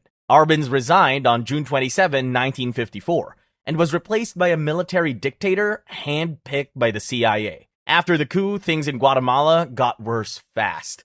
The new government reversed all of Arbenz's land reforms, stripped voting rights from much of the population, and began rounding up anyone suspected of opposing the new order. Over 9,000 people were arrested in the weeks after the coup. But it didn't stop there. The coup set off a civil war that dragged on for 36 years. During that time, the Guatemalan military, backed and trained by the United States, carried out a brutal campaign of mass killings. By the end of it, over 200,000 people had been killed or reported missing. CIA's drug smuggling. It's 1970, and a small plane touches down on a mountainside in northern Laos. A group of local farmers are already waiting with sacks of cargo, and the moment the plane lands, they start loading it up. If you're watching from a distance, it looks like a normal supply run, just farmers trying to get their goods to market. But the plane belongs to an airline secretly run by the CIA, and what's inside those sacks is the last thing you'd expect the US government agency to be moving around. Air America was a passenger and cargo airline that the CIA secretly purchased in 1950. On the surface, it looks like any other commercial airline operating in Asia, but behind the scenes, it was the agency's private air force, used to fly weapons, supplies, spies, and soldiers into places the US military couldn't officially go. At the time, Laos was caught in a civil war. Their government was struggling to hold off a communist group called Pathet Lao, who wanted to take over the country. And like most communist movements during the Cold War, the Pathet Lao had the backing of the Soviet Union. The US didn't want another country failing to do communism, but officially, they weren't supposed to be involved at all, so the CIA went in quietly. They recruited tens of thousands of Hmong tribesmen from the northern mountains, armed them, trained them, and turned them into a secret army. The whole thing became known as the Secret War, because the American public had no clue it was happening. And just when you think it couldn't get any messier, it did. There was another side to the agreement that nobody was supposed to talk about. The Hmong people had been growing opium poppies for generations, and it was their main source of income. When the Pathet Lao captured the only flat land in the region where planes could land, the Hmong lost their only way of getting the crop to the market. So Air America stepped in. Alfred McCoy, an American historian with ties to Yale University, went to Laos himself to investigate what was going on. After interviewing 250 people, including farmers, military officials, and former CIA officers, he documented the whole thing. According to his research, the airline's helicopters collected opium harvests from mountain villages and flew them to the headquarters of General Vang Pao, the CIA's main military partner in Laos. From there, the opium was processed into heroin at a nearby lab, sold across Southeast Asia, and the profits helped fund the war effort. Naturally, the CIA has never admitted to any of this. Their official position has always been that Air America was not involved in the opium trade, but former CIA officers who worked in Laos, former Air America pilots, and multiple investigations have said otherwise. At the very least, the agency knew exactly what was happening and chose to look the other way. The Hmong were doing the fighting and dying for them, and opium was paying for it. When the war ended in 1975, Air America was quietly shut down. The pilots and staff were sent home with no benefits, and no proof they had ever worked for the government at all. Tier 3. The crack cocaine epidemic. It's the late 1980s, and you're standing on a street corner in South Central Los Angeles. You see a teenager, barely old enough to drive, hand a small rock of something to a man twice his age in exchange for a crumpled bill. You know it's crack cocaine, because this same exchange is happening on every other block in the neighborhood. Everyone knows this substance is destroying the community. What nobody knows yet is where it came from. And when one journalist finally traced it, the discovery cost him everything. In August 1996, a journalist named Gary Webb published a series of articles in the San Jose Mercury News called Dark Alliance. By that point, crack cocaine had been tearing through black neighborhoods across the United States for nearly a decade. The drug was cheap, highly addictive, and everywhere. People were losing their jobs, their families, and their minds. Crime was through the roof, and young black men were being locked up by the thousands. Everyone could see the damage, but nobody could explain how crack had spread so far, so fast, or why it had hit black communities the hardest. Webb spent over a year tracing it back to its source, and what he found led him straight to the CIA. In the early 1980s, the CIA was secretly backing a rebel group in Nicaragua called the Contras. The country had just fallen under a left-wing government, the Sandinistas, who had ties to the Soviet Union and Cuba. The US wasn't about to let that happen in its own backyard, so the CIA started supporting the Contras to try to take them down. When Congress found out and cut off funding for the operation, the CIA needed another way to keep the money flowing to them. According to Webb, two Nicaraguan Contra supporters named Danilo Blandon and Norwin Meneses were smuggling cocaine into the US and selling it to a Los Angeles dealer named Freeway Ricky Ross. Ross turned it into crack and pushed it through the street gangs across LA. Then the profits went back to the Contras and they used it to buy weapons. Webb's reporting showed that US law enforcement knew what was happening and did nothing, and that the CIA either looked the other way or was directly involved. He posted the full series online, along with all the documents he'd used as proof. Within days, millions of people had read it. The Mercury News website got over 1 million hits in a single day.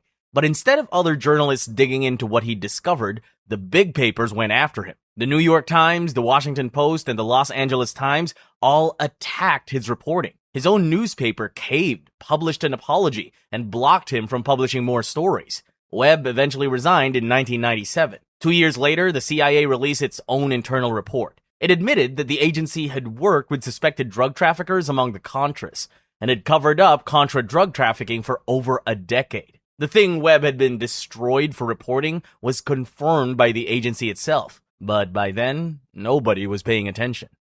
The Phoenix Program, Vietnam. It's the middle of the night in a small village in South Vietnam, and a group of armed men are moving quietly through the dark. One of them has a hooded informant on a leash. They walk him through the village, and when they pass a certain house, the informant scratches his head. That's the signal. The team comes back later that night, kicks the door in, and whoever answers it gets killed along with their family members. This was the Phoenix Program, a CIA operation that ran from 1968 to 1972.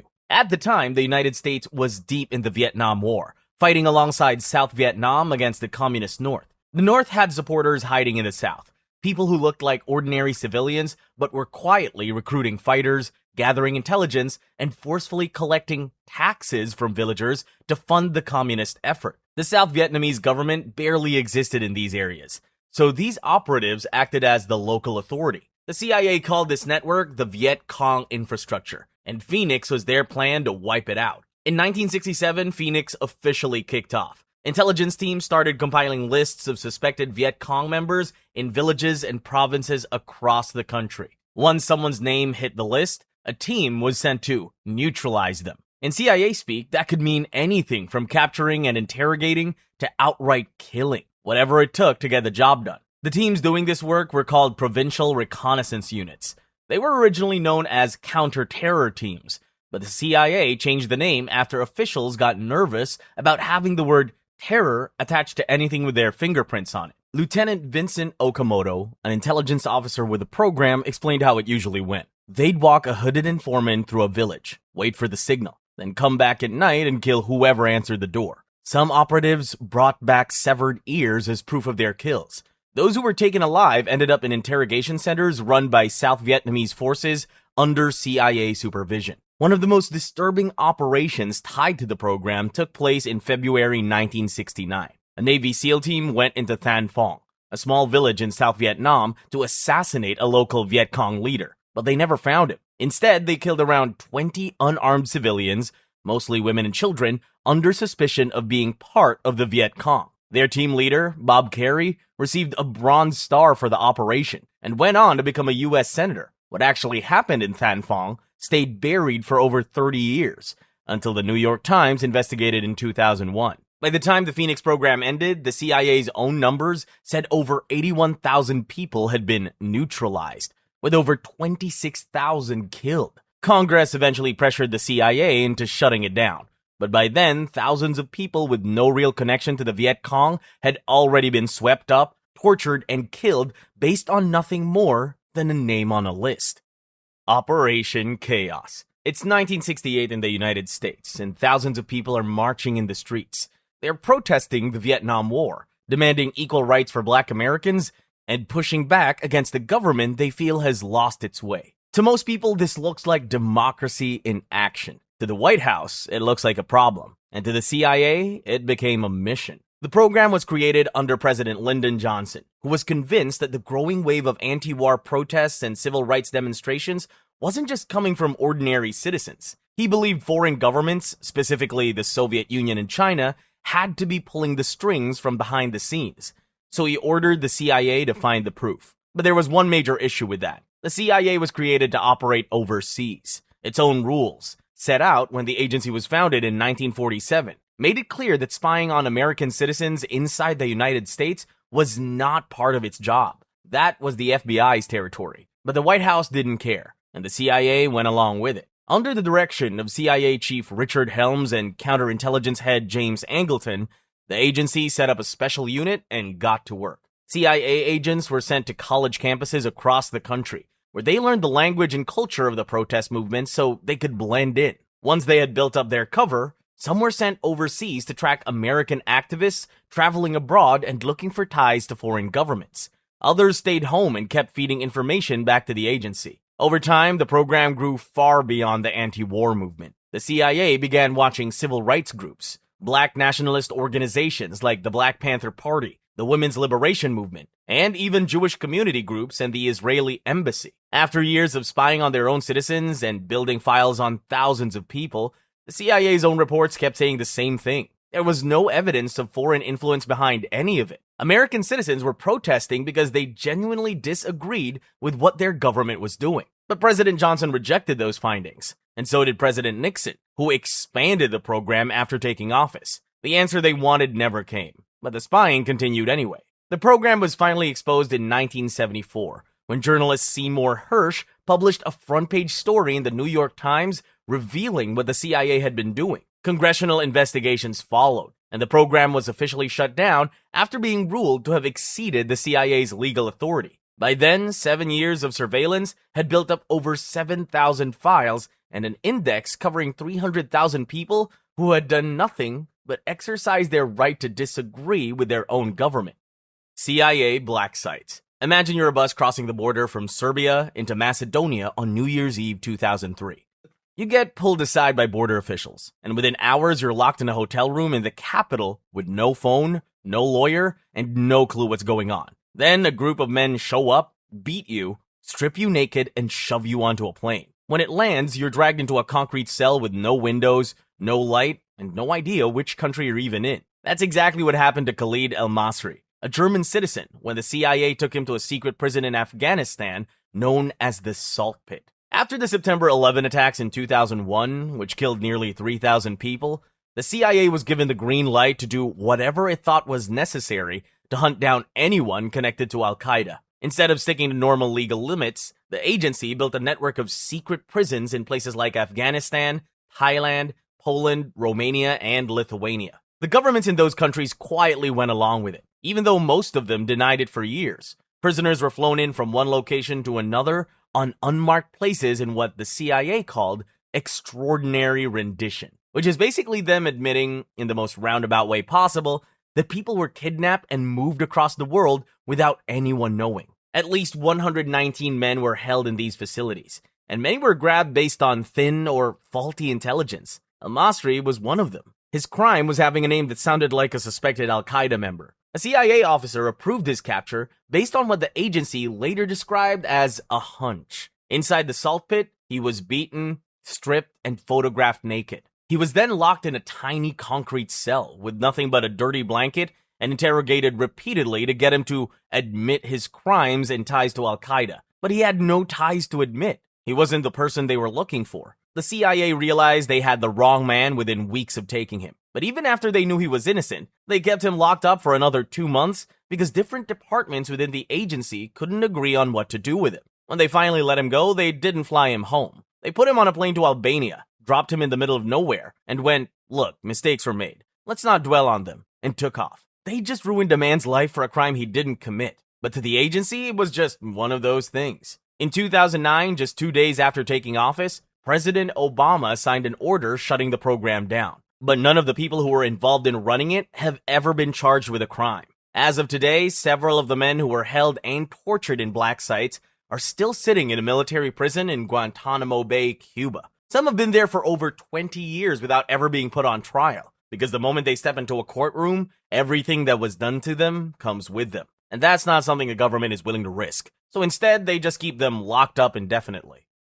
Tier 4. The Stargate Project. CIA Psychic Spying. It's the early 1970s, and you've just been recruited by the CIA. You have no combat training, no experience in the field, and you've never held a weapon. But none of that matters, because according to the agency, your mind can do something no spy satellite or undercover agent can. And they're willing to spend millions of taxpayer dollars to find out if they're right. That's how the Stargate Project was born. It started in 1972, after the agency got word that the Soviet Union was pouring tens of millions of dollars into research on psychic abilities. Whether or not the Soviets were getting results didn't really matter, because, as it turned out, the one thing the CIA feared more than nuclear war was the possibility that the Soviets could read minds and they couldn't. So they launched their own program and started recruiting people who claimed they could see distant locations using only their minds. The technique was called remote viewing, and the process was simple. You got a set of coordinates, closed your eyes, and described what you saw. Maybe a Russian military base,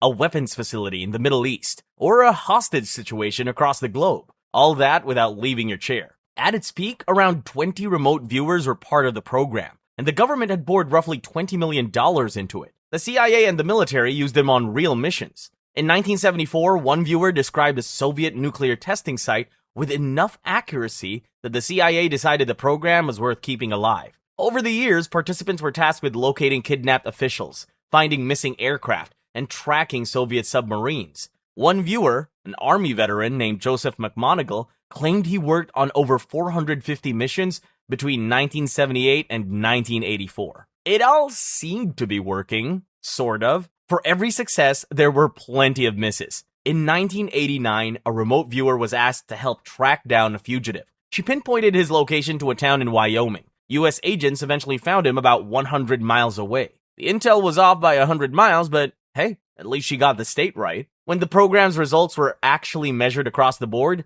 the people in charge realized the viewers were scoring only about 15% above what you'd expect from random guessing. That's slightly better than flipping a coin, but nowhere near good enough for the CIA to trust it on anything that actually mattered. By the 1990s, the program was struggling with poor results, low morale, and constant arguments within the team about whether any of it actually worked. In 1995, the CIA handed the whole thing over to an independent group called the American Institutes for Research to decide once and for all if it was worth continuing. The group came back and their answer was no, which wasn't exactly a surprise to anyone. Some of the results were slightly accurate, but the information was so vague and unreliable that it was practically useless for actual intelligence work. After more than 20 years and $20 million spent, the program was shut down, and the agency's attempt at psychic spying was officially over. Project MK Naomi. It's September 1975, and a U.S. senator is holding up what looks like a normal handgun during a congressional hearing. But this gun doesn't fire bullets. It fires a tiny, frozen dart thinner than a strand of human hair. Hit someone with it, and the dart melts inside their body within seconds, leaving them dead from what looks like a heart attack. The CIA had been hiding it for years, and until a congressional investigation a few months earlier, nobody even knew it existed. The gun came from Project MK Naomi, a top-secret program the CIA ran with the U.S. Army from the early 1950s through 1970. The goal was to develop poisons, diseases, and tools that could kill someone in broad daylight and make it look like they died of natural causes. The work was carried out at Fort Detrick, the same military facility in Maryland where Frank Olson once worked. A team inside the base, known as the Special Operations Division, worked hand in hand with the CIA to develop and test these tools. They created pills filled with deadly bacteria that stayed effective for months. They built dart guns that could put guard dogs to sleep so agents could sneak into buildings undetected. And they also tested ways to poison food supplies and destroy crops in foreign countries. The creepiest stuff the program cooked up were made specifically for assassinations.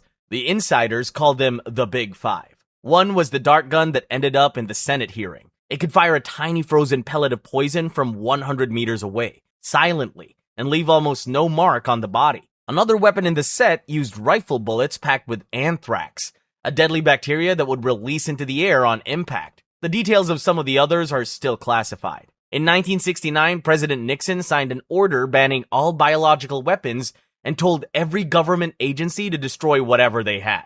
But the CIA ignored him. They kept 11 grams of shellfish poison locked in a storage room at their headquarters, which, for context, is enough to kill roughly 5,000 people. They also held on to a supply of cobra venom. Nobody would have known about any of these if Congress hadn't come looking. In 1975, Congress launched the Church Committee to investigate the CIA activities, and they uncovered the whole operation. The CIA director at the time, William Colby, brought the dart gun to the hearing himself. He described how it worked in detail, but never confirmed whether the gun or any of the other weapons had actually been used on a real target. The program was shut down, the poisons were ordered destroyed, and MK Naomi was added to the growing list of things the CIA had been doing behind the backs of the people it was supposed to be serving. Acoustic Kitty. It's a cold night in the 1960s, and the cat is lying on an operating table inside a CIA facility. A team of surgeons have been working on it for over an hour, trying to install something inside its body. When the surgery is done, the cat looks completely normal on the outside. On the inside, it's a whole different story. The project was called Acoustic Kitty, and it was meant to solve one of the major problems the CIA was dealing with during the Cold War. The agency wanted to listen in on conversations between Soviet officials in places like parks and embassy grounds, but getting close enough with human agents or regular equipment was too risky. So when a few CIA officers noticed something interesting while on a separate mission, an idea started forming. They were trying to listen in on a foreign leader, and during that operation, feral cats kept wandering through the area. Nobody in the room seemed to pay any attention to the cats, so they came up with an idea. What if we turned a cat into a recording device? The technical side of it actually worked. Engineers managed to fit the entire setup inside a cat without changing the way it looked or moved from the outside. But the real problem was the cat itself. It did what cats do. It wandered off, ignored instructions, and got distracted the moment it felt like eating. To fix that, the CIA went back in and implanted more wires to try and override the cat's hunger. Whether wiring a cat's brain to override its appetite counts as a solution is debatable. But then again, someone signed off on a $20 million spy cat, so the bar for good ideas was clearly not that high. After months of training, the CIA decided the cat was ready for its first real mission. The target was two men sitting on a bench near the Soviet compound in Washington, D.C. A team pulled up in an unmarked van loaded with monitoring equipment, opened the door, and sent the cat on its way. It stepped off the curb, walked into the street, and was immediately hit and killed by a passing taxi. Or at least, that's what Victor Marchetti, a former CIA executive assistant, says. Just like that, 5 years of work and $20 million of funding went down the drain in less than a minute. The project was officially shut down in 1967. Tier 5. The Finders Cult. In February 1987, at a park in Tallahassee, Florida, a woman noticed two men in business suits hanging around with 6 young kids. The kids looked rough. They were covered in bug bites and were barely clothed. Something about the scene didn't sit right, so she called the police. When officers arrived, both men were arrested. And once investigators started looking into who these guys really were, the story took a turn nobody saw coming. The two men, Douglas Ammerman and Michael Holwell, turned out to belong to a group in Washington, D.C. called the Finders. The group had been around since the late 1960s, started by a former Air Force Master Sergeant named Marion Petty. From the outside, they looked like a bunch of people who decided to drop out of normal life and live by their own rules. About 20 to 40 adults pooled their money, ran computer projects together, and shared living space. But Petty was the one calling all the shots. Within the group, children weren't raised by their own parents. Instead, the group raised them together, and Petty was the one who decided how. When the 6 kids from the park were interviewed, most of them couldn't even name their own parents. They didn't even know what a telephone was, and had never been inside a normal house. After the arrests, police in Washington raided a house and a warehouse connected to the Finders. Inside the warehouse, they found computers, stacks of documents, photos of children without clothes, and a photo album showing adults in robes and children taking part in animal slaughter. U.S. Customs agents who helped with the search said they also saw documents that appeared to reference moving children internationally. Passports at the properties showed travel to places that were off limits at the time, including the Soviet Union, North Korea, and North Vietnam. None of that alone would have anything to do with the CIA, except Petty's wife had worked for the agency back in the 1950s and 60s, and his son had been with Air America, the CIA's secret airline in Laos. Within weeks, all charges against Ammerman and Hallwell were quietly dropped. Somehow, the people in charge had decided that despite all the creepy stuff investigators found, the finders were just a quirky, harmless community. Case closed. Except it wasn't. In 1993, a U.S. Customs report from the original investigation surfaced publicly. Special Agent Ramon Martinez wrote that when he went back to follow up on the case, he was told the whole thing had become a CIA internal matter, and that the police report had been classified. When word got out, 2 members of Congress pushed for a Department of Justice investigation. The DOJ looked into it, claimed they found no evidence of CIA involvement, and closed the case. According to the CIA, the only connections between the agency and the finders were Petty's wife's old job and a computer training company that happened to employ a few group members. Even with disturbing photos of children and documents suggesting the international movement of minors, every agency involved kept saying the same thing. So the case never moved forward, and ultimately, what happened to the children remains unknown. Donald Cameron and Montreal experiments. It's the late 1950s, and you're checking yourself into a psychiatric hospital in Montreal, Canada. You've been struggling with depression, and the man running the place is one of the top psychiatrists in the world. You're expecting treatment, but what happens next leaves you unable to remember your own name, your children's faces, or even how to use a toilet. The hospital was the Allen Memorial Institute, part of McGill University in Montreal. The man in charge was a Scottish-born psychiatrist named Donald Ewan Cameron. Cameron believed he could cure mental illness by completely erasing a person's existing personality and rebuilding it from scratch. He called the first stage depatterning. Patients were put into drug-induced comas lasting days, sometimes weeks. While unconscious, they were given massive doses of electroshock therapy, sometimes 2 or 3 sessions a day at 150 volts each. The goal was to wipe the mind clean. Once the patient couldn't remember who they were or where they came from,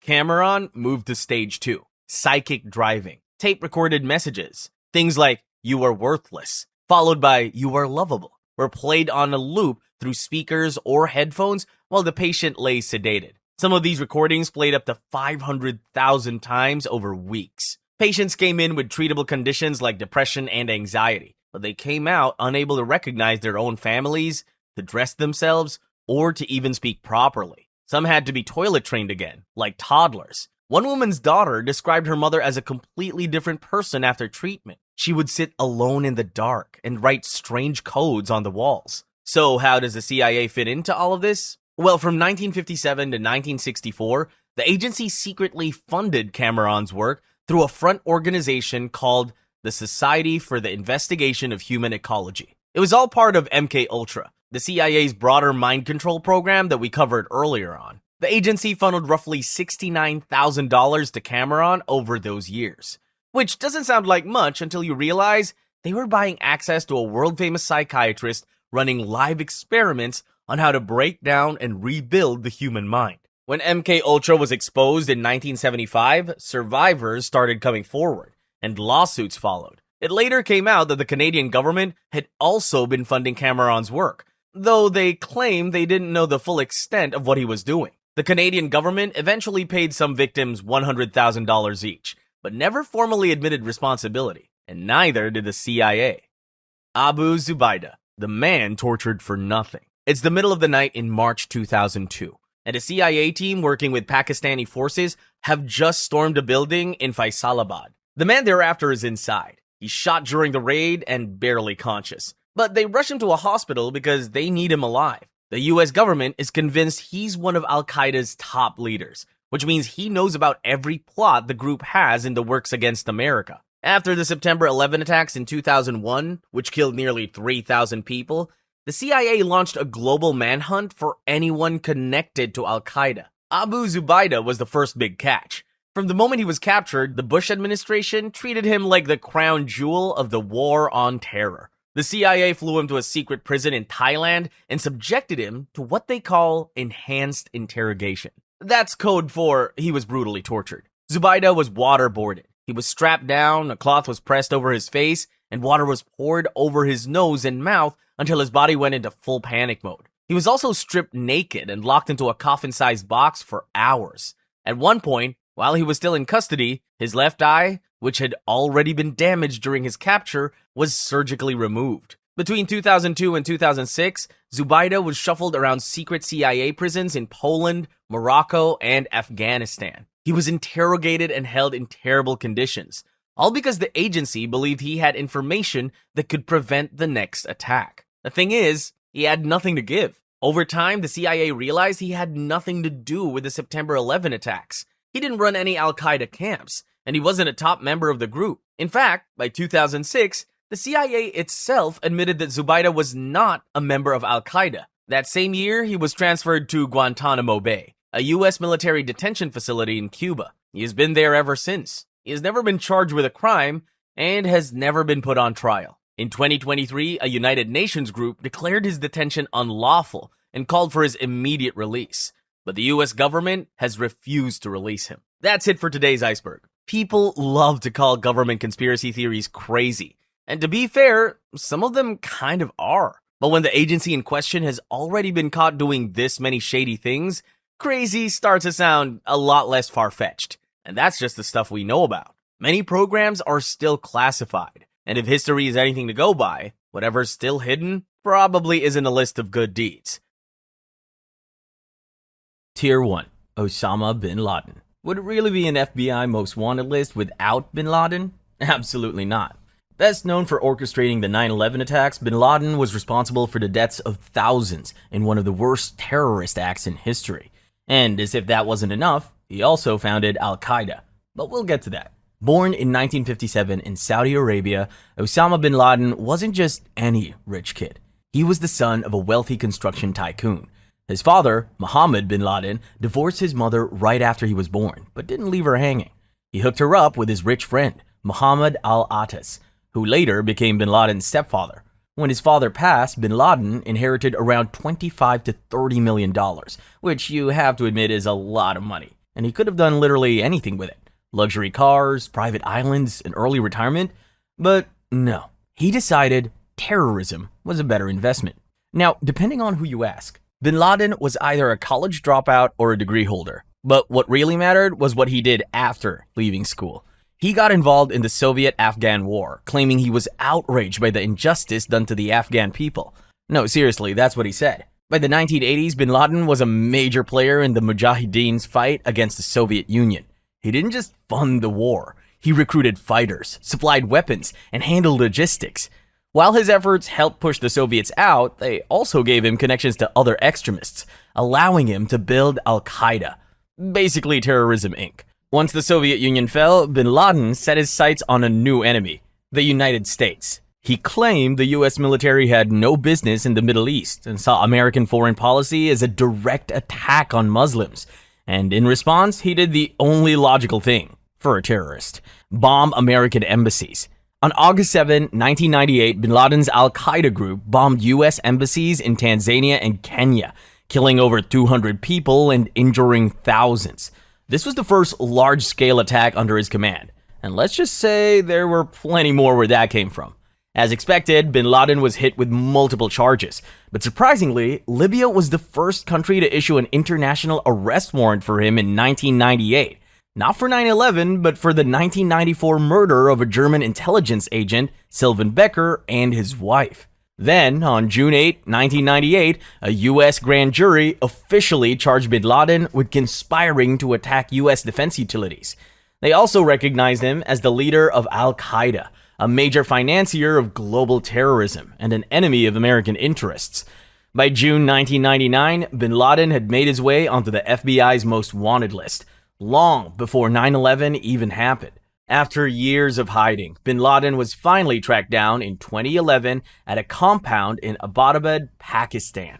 The U.S. Navy SEALs raided the place and took him out in Operation Neptune Spear. Christopher Wilder.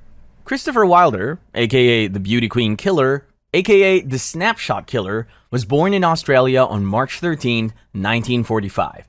This guy had a dark obsession with beautiful women, and let's just say it didn't end well. For the women, that is. Wilder wasted no time starting his criminal career. By 17, he had already tricked a girl into going to the beach with him and assaulted her. He got arrested, but a psychiatrist claimed he wasn't likely to offend again, so a judge gave him probation instead of prison. Safe to say, that psychiatrist couldn't have been more wrong. Since he got away with it once, Wilder leveled up. His plan? Hang out at malls, beaches, and public places, pretending to be a hotshot fashion photographer scouting for models. And somehow, it worked. Despite multiple arrests, Wilder kept dodging serious jail time. In 1974, he was caught in Florida for drugging and assaulting a girl he met at a mall. Finally, justice, right? Nope, he got probation. Again. In 1982, Wilder returned to Australia, supposedly to visit his sick parents. But you know what they say, old habits die hard. Between Christmas and New Year's, he kidnapped and assaulted 2 girls. Finally, police caught him. But his parents bailed him out. And here's where it gets insane. Instead of facing trial, Wilder somehow got permission to return to the US while out on bail. Spoiler alert, he never went back. On February 26, 1984, after competing in the Miami Grand Prix, he met Rosario Gonzalez, a spokesmodel handing out aspirin samples. She was last seen leaving the racetrack with him, and after that, she pretty much disappeared. A few days later, on March 5, Miss Florida finalist Elizabeth Kenyon vanished after getting into a Cadillac with someone matching Wilder's description. Kenyon and Wilder had history. They'd even dated. But this wasn't a romantic reunion. She was never seen again. After this, Wilder completely lost it. He went on a cross-country murder spree, targeting young women. Within 2 months, the FBI added him to their top 10 most wanted list. At least 8 women fell victim to Wilder's twisted obsession, though navigators suspect the actual number is way higher. Wilder's reign of terror ended on April 13, 1984, when 2 New Hampshire Highway Patrol officers spotted him at a gas station in Colebrook, just 10 miles from the Canadian border. He was trying to make a run for it, but things didn't go as he had planned. Officer Leo Jellison tried to arrest him, but Wilder wasn't having it. In a desperate move, he pulled out a .357 Magnum, but in the struggle, he accidentally shot himself twice in the chest. One of the bullets exited and hit Jellison, but Wilder took the worst of it. He died instantly. After his death, Wilder was cremated in Florida, leaving behind an estate worth over $7 million. In 1986, a court ruled that his money should go to his victims' families. A small win after years of legal failures. James Earl Ray. The assassination of Martin Luther King Jr. remains one of the most famous in U.S. history, so you're probably wondering, why is it in an FBI Most Wanted video? Well, hear me out. On April 4th, 1968, Dr. Martin Luther King Jr. was standing on the balcony of the Lorraine Motel in Memphis when an assassin gunned him down. 1 hour later, he was declared dead. FBI agents at the time quickly pinpointed the location of the shooter, a rooming house across the street. Witnesses pointed them to a random bundle left on the sidewalk right after the shooting. Inside, the How to Kill Martin Luther King kit. No, seriously. It contained binoculars, a newspaper with a story about King staying at the Lorraine Motel, and the .30-06 Remington Game Master that had fired a single shot.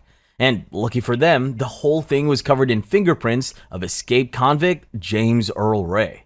Now, here's where things get controversial. Over the years, conspiracy theories have suggested that the FBI may have played a role in King's death. Even his widow, Coretta Scott King, believed this until her death in 2006. At a 1999 press conference, she said, "There is abundant evidence of major high-level conspiracy in the assassination of my husband, Martin Luther King Jr." So, was there some truth to these conspiracies? I will let you decide that after we take a look into the life of the man convicted for the assassination. James Earl Ray had a long criminal record, racking up convictions for robberies, including a post office and a grocery store. 1 year before murdering King, he had escaped from Missouri State Penitentiary, where he was serving a 20-year sentence. After killing King, Ray became a fugitive, eventually getting caught in June 1968 at Heathrow Airport in London. At the time, he was carrying 2 fake Canadian passports because apparently he thought changing his name and faking an accent would be enough to dodge international law enforcement. In March 1969, Ray confessed and was sentenced to 99 years in prison. Case closed, right? Not even close. After a while, Ray changed his entire story. He claimed he was innocent and had been set up by a mysterious man known only as Raul. According to Ray, Raul instructed him to buy the gun, the binoculars, and rent the room across from the motel. He went on to say that he was not in the room at the time King was shot, but also couldn't explain his whereabouts during the assassination. His story kept changing, and at some point, even he couldn't keep it straight. So, yeah, maybe Raul didn't exist. That said, some people still believe Ray wasn't working alone. Given that he had been caught multiple times for minor crimes, the idea that he single-handedly assassinated MLK and then pulled off an international escape seemed a little too competent for his track record. As crazy as it may sound, the King family believed Ray's story since the FBI had a long history of harassing King. They wiretapped his phone, monitored his movements, and once even sent him a tape of his alleged affairs, along with a letter encouraging him to end his own life. So did the FBI have something to do with it? Did Raul really exist? Or was Ray just making stuff up to get out of prison? We'll probably never know the full truth. Ray died in April 1998 at the age of 70, just 19 days after the 30th anniversary of MLK's assassination. He had served 29 years of his sentence before succumbing to complications from kidney disease and hepatitis C. Fun fact, Ray made the FBI's top 10 most wanted list twice. Once as fugitive number 277 and again as fugitive number 351. Yulan Adonai Archaga Carayas. Drug cartels and gangs have been a major headache in the US for decades. And thanks to guys like Yulan Adonai Archaga Carayas, things aren't getting better anytime soon. Known as El Porky, which by the way is a really weird nickname for a dangerous cartel leader, Carayas is a high-ranking boss in MS-13, one of the deadliest gangs in the world. His resume includes smuggling tons of cocaine into the US, money laundering, murder, kidnapping, and pretty much every violent crime imaginable. MS-13 is so notorious in Central America's Northern Triangle that thousands of people in Guatemala, El Salvador, and Honduras have fled their homes just to get away from them. And while El Porky doesn't live in the US, his influence is very much felt here. The Justice Department estimates that there are 10,000 MS-13 members in the US, many of whom carry out his orders, which, unsurprisingly, include some pretty gruesome hits on rival gang members. Here's where it gets insane. Back in 2015, El Porky got arrested and thrown in prison for money laundering and gang activity. But in February 2020, he got out. For context, he wasn't released. Willingly, anyway. Picture this. He's being transported to a court hearing in a van with barely any guards. Because, it's not like he's a violent criminal or anything. To make matters worse, military police weren't even informed ahead of time, which is standard procedure when moving a high-profile prisoner. The moment Carayas showed up at the courthouse, MS-13 gang members appeared. And that's when things got really out of hand. 2 groups of guys dressed as military police rolled in. One of them even brought a fake prisoner as a distraction. The second group did the heavy lifting. Literally. Long story short, they got Carayas out, and that was it. On November 3, 2021, the FBI added Carayas to their 10 most wanted list, offering a $100,000 reward for information leading to his capture. By February 2023, they realized that wasn't cutting it, so they upped the reward to $5 million. That's a lot of money, but so far, no one has claimed it. And El Porky? Still at large. Donald Eugene Fields II. If you live around Tampa, Florida, or Missouri, you might want to keep an eye out for a man in his 60s with a bold tribal tattoo on his shoulders. Okay, maybe that's a little vague, but if you see him, just run. The man you're looking out for is Donald Eugene Fields II, and according to the FBI, he's highly dangerous.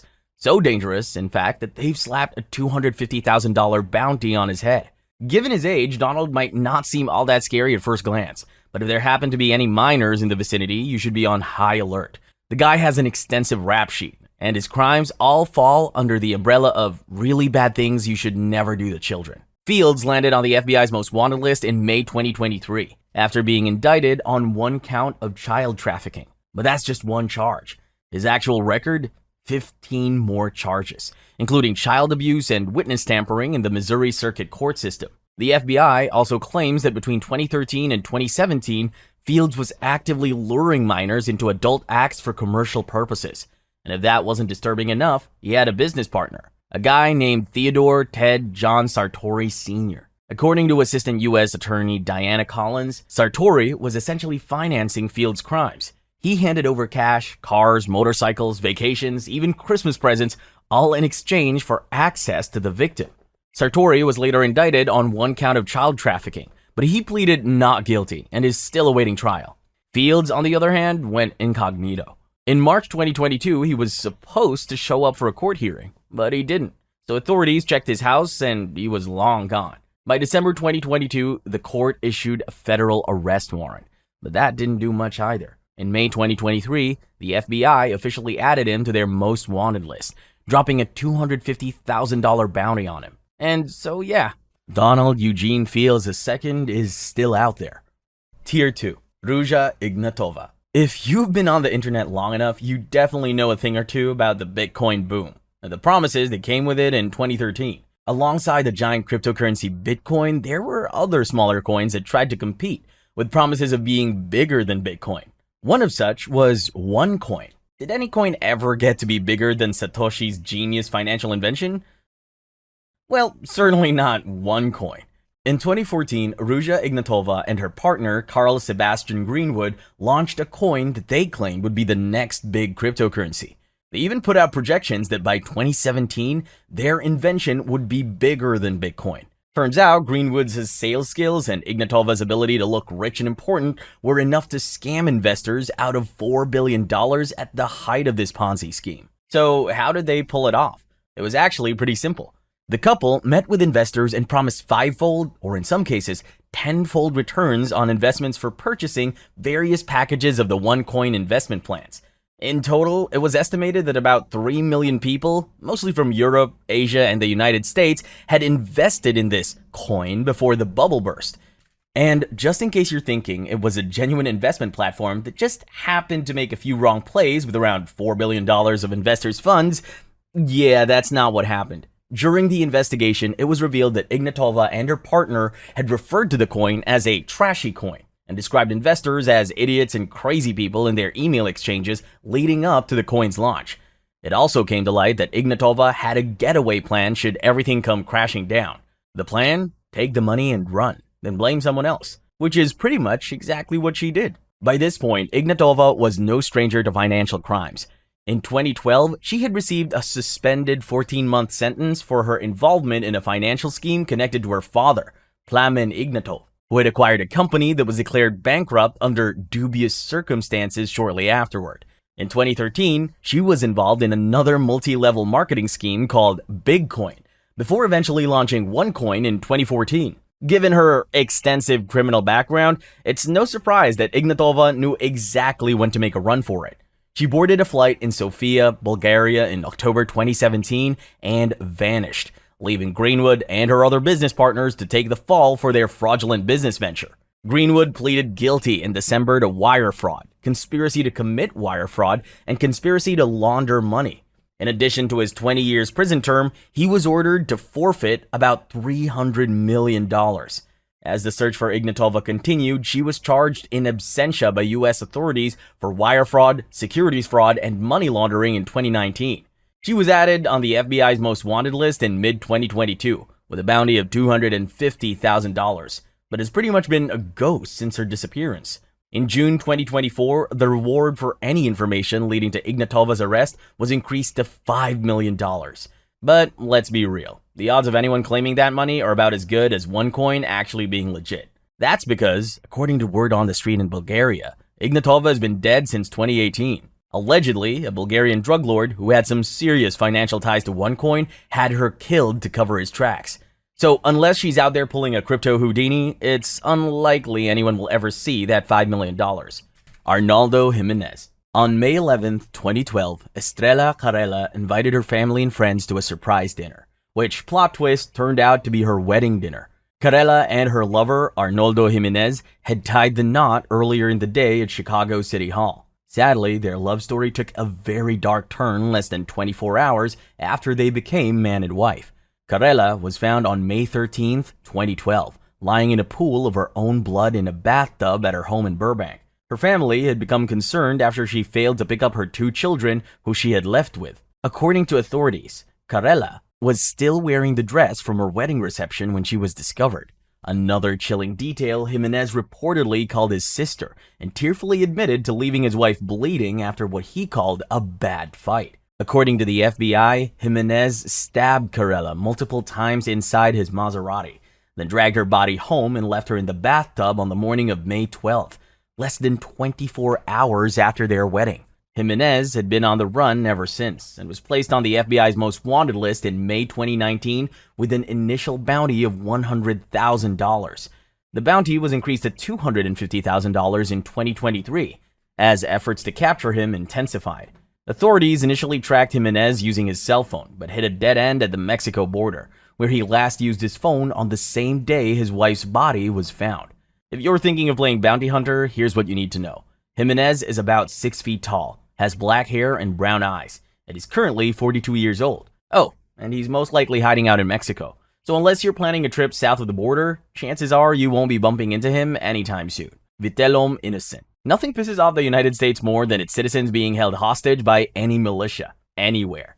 But Vitel doesn't stop at just kidnapping and taking hostages. He went a step further and killed them. As you can imagine, the US wasn't too happy about its citizens being murdered. But because of the lawless nature of Haiti Vitel's home state, the military and the FBI are having a really tough time tracking him down. It is as a result of this that Vitel earned a spot on the FBI's 10 most wanted fugitives list with a bounty of $2 million. He was already on the FBI's radar before this incident, but I'll get to that in a minute. In a news conference, Jeffrey B. Veltri, a special agent in charge of the FBI's Miami office, described Vitel as a menace to the island and American citizens. Vitelum innocent, who, by the way, is about as innocent as a rabid pit bull, is the leader of Haiti's most notorious armed militia, Craze Bayer. They are responsible for most of the robberies, carjackings, attacks, and kidnappings in the country's capital city of Port-au-Prince. Vitel and his crew graduated to international crime in 2021, when they kidnapped 17 missionaries, including 5 children, and held them hostage for 61 days. As the leader of the group, Vitel got hit with an indictment in the US for armed kidnapping, and the FBI slapped a $1 million bounty on him. The success of the 2021 hostage situation somehow convinced Vitel that he was untouchable, like some kind of Teflon Don. So, about a year later, he joined forces with another militia group, the Mawozo Gang, to kidnap a missionary couple, John and Marie Franklin. Things went south when the group attacked the couple at their home in Port-au-Prince, and Marie was shot dead. Jean, the husband, was held hostage for 21 days before being released after a ransom was paid. After the latest kidnapping, Vitel was charged again, this time for conspiracy to commit hostage-taking resulting in death, aiding and abetting hostage-taking, and attempted hostage-taking resulting in death. If the US ever gets their hands on him, he's looking at a death sentence. Gary Ray Bowles. You don't wake up and decide to become a serial killer. That's what Gary Ray Bowles said just before being executed at Florida State Prison for, well, being a serial killer. And that's not all he said. He also told his mother he was sorry for his crimes. In his words, having to deal with your son being called a monster is terrible. I'm so very sorry. I never wanted this to be my life. So how exactly did Bowles end up becoming one of the most brutal, homophobic serial killers America has ever witnessed? Well, we would have to go right back to the beginning for this one. Bowles was born in Clifton Forge, Virginia, and was raised in Rupert, West Virginia. His father, Frank, who worked as a coal miner, died from black lung disease 6 months before he was born. Bowles' mother, Frances, went on to get remarried a good number of times, but at least one of her husbands turned out to be a monster. Bowles, his mother, and older brother were mistreated by his second stepfather, who can accurately be described as a violent alcoholic. At the age of 13, Bowles reached his breaking point and defended himself. He badly injured his stepfather in the process, and this didn't sit well with his mother. To make matters worse, she decided to remain in the marriage despite everything that she and her children had been through. Bowles wasn't having it, so he left home and started doing adult work for gay men in order to make money. Money wasn't exactly rolling in at first, so he spent a few years couch surfing, or more accurately, sidewalk surfing. In addition to doing sex work, Bowles also engaged in petty crimes like unarmed robbery and theft. Despite working as an escort for men, Bowles was still into women. Not that it stopped his entire life from spiraling into a complete train wreck. He got into a few relationships and wound up in jail for attacking and mistreating one of his girlfriends. After he got out, Bowles got into another relationship, and things were going as smoothly as they can when you're dating a guy who's been in and out of prison. But when his girlfriend, who was pregnant at the time, found out what he did for work, shit hit the fan. She decided she no longer wanted to have a baby with him, so she ended the pregnancy. When Bowles found out, he snapped. He was disgusted with his life choices and, in true unhinged logic, decided it was all his client's fault. Naturally, his next move was to start killing them. Bowles' first known murder happened in March 1994, when he killed a man in Daytona Beach, Florida. After that, he went on to commit a series of similar crimes across the Southeast and Mid-Atlantic, leaving behind a trail of victims who were often found in motels and dark alleys. Bowles picked up most of his victims in gay bars and offered them sex in exchange for money and a place to stay. He then strangled them to death and steal their credit cards. Police were onto Bowles from his very first murder. His fingerprints were all over the scene, and they even had footage of him trying to use the victim's card at an ATM. Still, he managed to stay on the run for a while. After yet another murder, the FBI finally had enough and slapped Bowles on their most wanted list. He managed to stay on the run for a whopping 3 days before they found him chilling at a Greyhound bus station in Jacksonville, Florida. During his trials, Bowles, who was nicknamed the I-95 Killer, confessed to killing a total of 6 men between March and November 1994. Bowles was eventually sentenced to death on multiple counts of first-degree murder and was executed by lethal injection on the 22nd of August 2019 at Florida State Prison. Bhadresh Kumar Chetanbhai Patel. In 2014, an Indian couple, Bhadresh Kumar and Palak Patel, moved to the US on a visitor's visa, hoping to build a better life. They found work at a relative's donut shop, but when their visa expired, things went south fast, and not in the immigration paperwork kind of way. On the night of April 12, 2015, some regulars at the donut shop noticed something was off. The place was unusually empty, and the Indian couple who usually ran the show were nowhere to be seen. They contacted the police, and that's when things got crazy. When the police arrived, they searched the store and found the lifeless body of Palak Patel lying in a pool of her own blood with multiple knife wounds. Surveillance footage showed the couple together in the store that night. At one point, they were seen together in the kitchen, and shortly after, they walked into a blind spot behind a rack. Moments later, Bhadresh came out alone, turned off a burner, and hurriedly left the store. When police looked into the case, they discovered that the couple had had a disagreement about whether or not to remain in the US after the expiration of their visa. Palak was tired of life in the US, but Bhadresh was having none of that. He wanted to stay in the country and make more money. Palak's family said she had often talked about wanting to go back to India during her calls with him. It was after one of those calls that Bhadresh attacked her in what ended up being a bloody argument.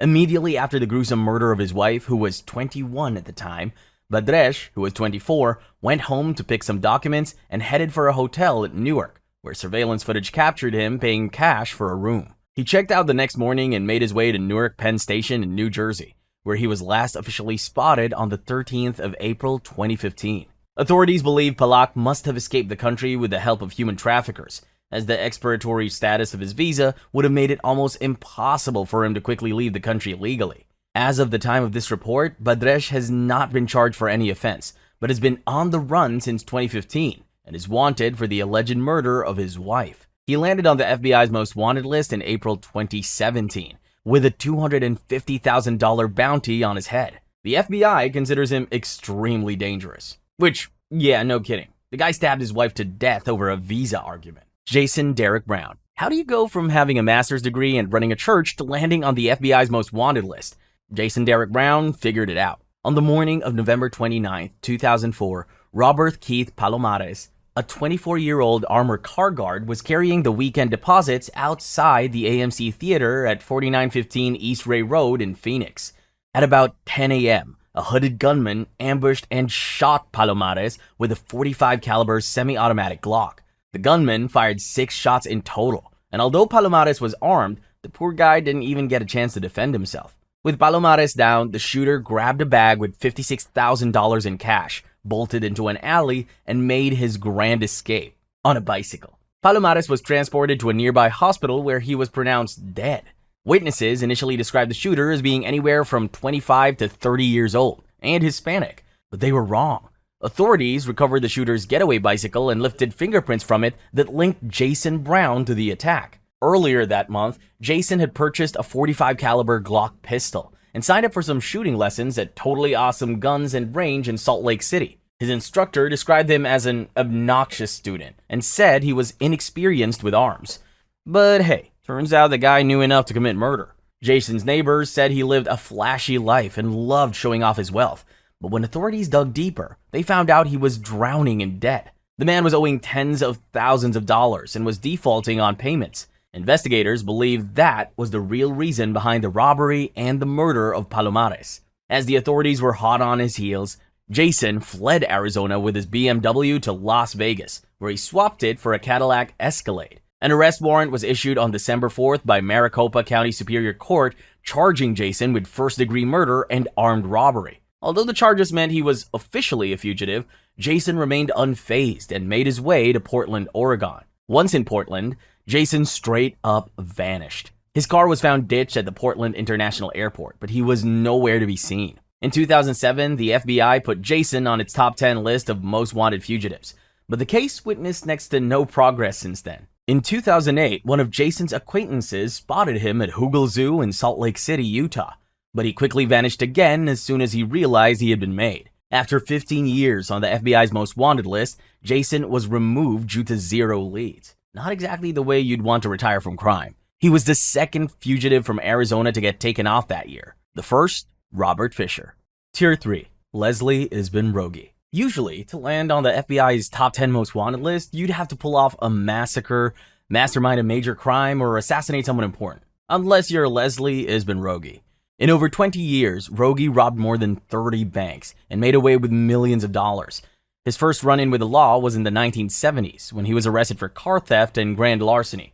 But that was just the beginning. In 1984, Rogie was convicted again for bank robbery in Florida and sentenced to 25 years. He barely served any of it before escaping with the help of a corrupt prison guard he had on payroll. After his escape, Rogie went ahead to commit even worse crimes. He planned and executed dozens of bank robberies without getting caught. He put serious thought into everything, from the bank he was going to rob to the getaway car he would use. At some point, Rogie teamed up with a partner, and together they found a way to beat the system. They got hold of a police scanner and used it to keep an ear on the bank's alarms and the cops' every move. After each robbery, Rogie would create a distraction to help him and his partner slip out without getting caught. They planned a smoke bomb in the area the night before the D-Day and set it off when it was time to go. They really had it all figured out. With his criminal expertise, Rogie robbed several known banks, including an Exchange Bank branch in El Dorado, Arkansas, and a bank in High Point, North Carolina in 1986. In January 1990, Rogie's name was added to the FBI's top 10 most wanted fugitives list, making him the 430th fugitive to be added to the list. For 6 years, Rogie held his spot on the FBI's most wanted list, but even the best criminals run out of luck. In 1996, with Guatemalan authorities closing in, Rogie decided to cut his losses and turn himself in at the U.S. Embassy. The Guatemalan authorities were closing in on Rogie after someone tipped them off about him being in the country. The tipster recognized his face from the FBI website, making Rogie the first fugitive to get caught thanks to the internet. While running from the Guatemalan authorities, Ray stayed in Antigua, Guatemala, where he went by the alias Bill Young. But that wasn't very helpful now, was it? Rogie is currently serving a 65-year sentence and is scheduled to be released in May 2034, when he will be 94 years old. Alexis Flores.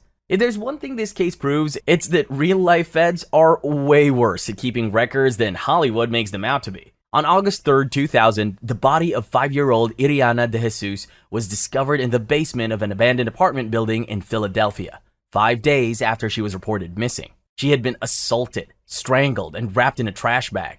Near her body, police found a t-shirt with a distinct political logo that had her blood in it. The shirt was linked to a man known only as Carlos, or Carlo, a homeless individual who had been given shelter, clothing, and work as a handyman by Philadelphia resident Jorge Contreras. When questioned, Contreras identified the t-shirt as one he had lent to Carlos, who, of course, had disappeared from the area around the time Iriana went missing. With this information, authorities listed Carlos as a person of interest, and a drawing of him was broadcasted on America's Most Wanted. Sadly, the case remained unsolved for years. In 2002, after Iriana's murder, Alexis Flores popped up in the system for the first time for shoplifting in Arizona. A couple of years later, a noise complaint at his residence led to the discovery of fraudulent identification documents, and Flores was arrested for felony possession of a forgery device. After serving a 60-day sentence, he was deported to Honduras in June 2005.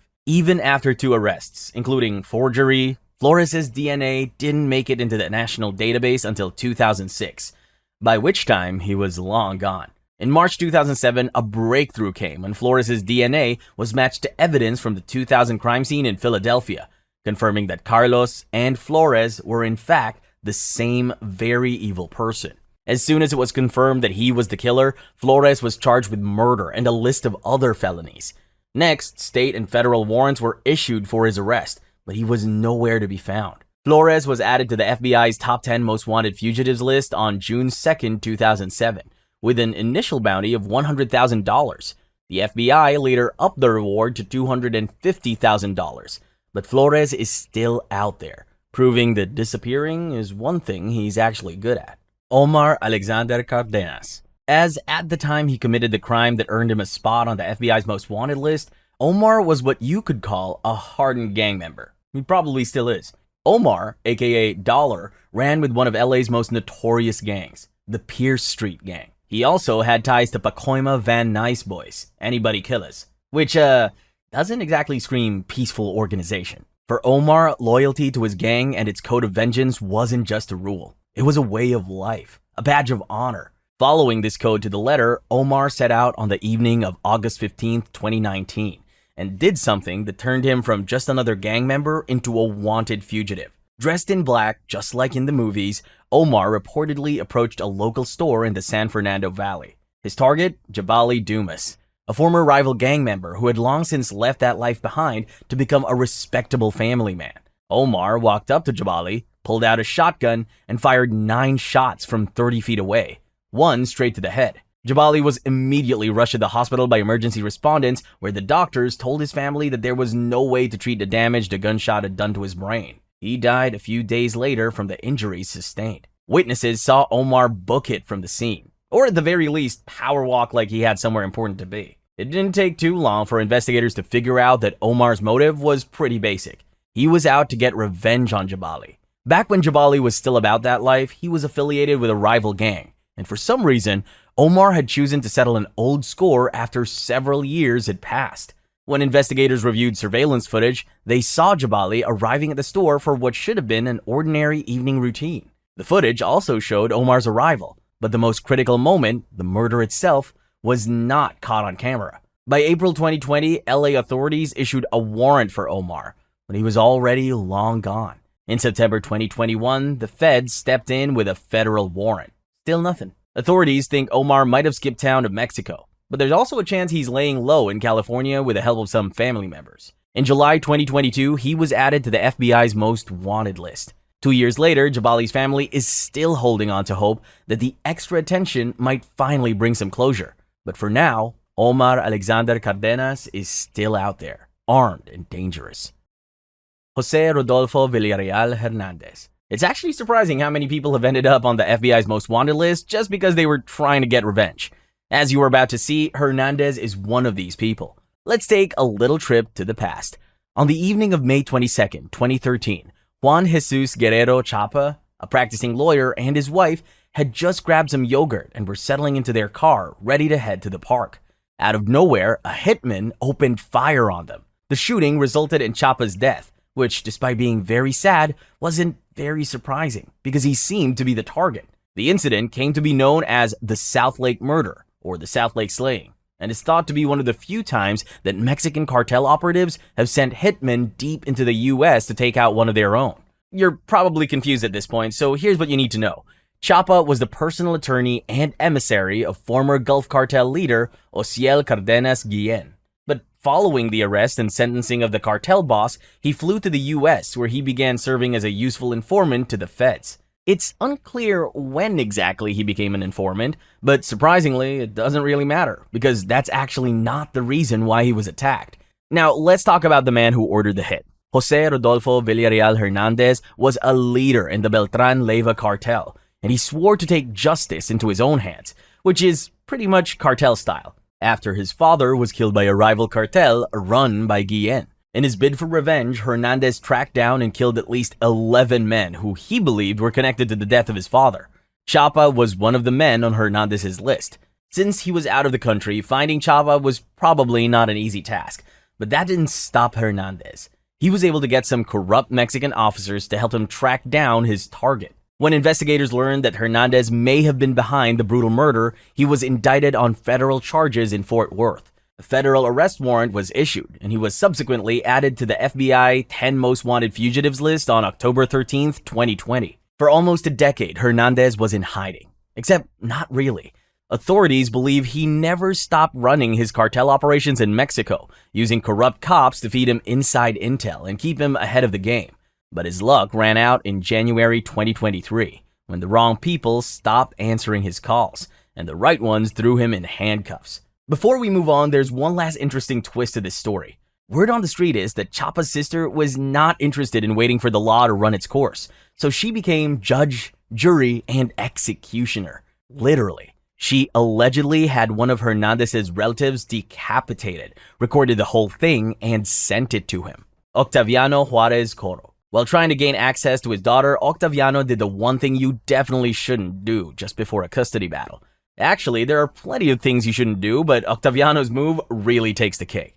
While America was grilling burgers on Memorial Day 2006, Octaviano was busy cooking up a revenge plan. Not too long ago, he had been happily married with a daughter, but that had changed, and he was now estranged from his family. Octaviano crashed a Memorial Day picnic at South Shore Park, Milwaukee, where his wife and 3-year-old daughter were supposed to have a normal afternoon.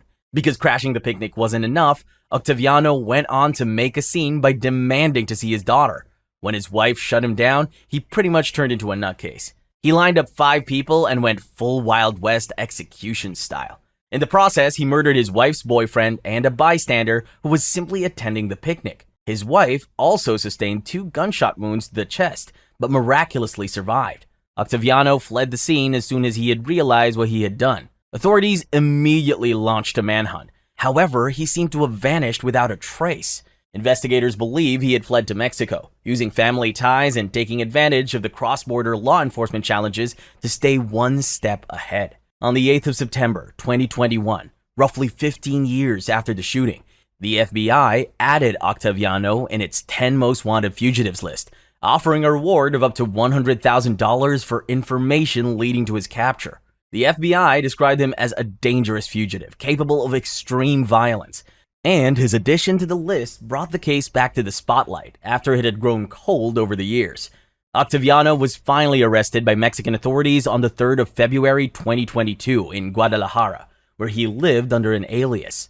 Apparently, law enforcement officials received an anonymous tip about his presence and location in the city. After years of running, Octaviano was finally going to pay for his crimes by serving a lengthy prison term. But that's not what happened. In January 2023, he was found dead in his cell at the Milwaukee County Jail. A ligature mark was found around Octaviano's neck, but it was never fully confirmed whether he was murdered or if it was a case of suicide. Tier 4. Eugene Palmer. Many bad marriages end in heartbreak for the couple, but for John and Tammy Palmer, things were a little bit different. John and Tammy used to be a happy couple who lived in Stony Point, New York, on a property owned by Eugene Palmer, John's father, who happened to live next door. John and Tammy already had 2 kids when things went south, and their marriage began to fall apart. At one point, things got so bad that there were restraining orders flying around, and the couple had started seeing different people right there in their home.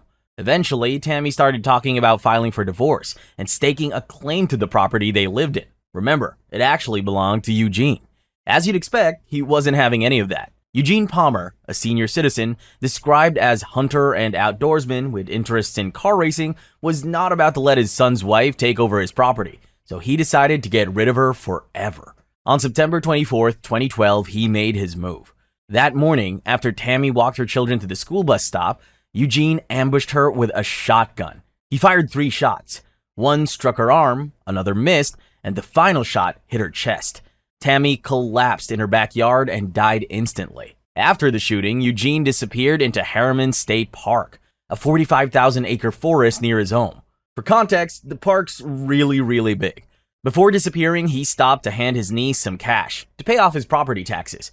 Because, murder's one thing, but unpaid bills? That's just irresponsible. The murderer's father-in-law was last seen abandoning his truck in Harriman State Park, and so that's where investigators started looking. Sadly, they didn't find anything useful. Search dogs tracked his scent to a campsite, but lost it near a road. So maybe someone picked him up? Despite the FBI's extensive search efforts, Eugene is still nowhere to be found.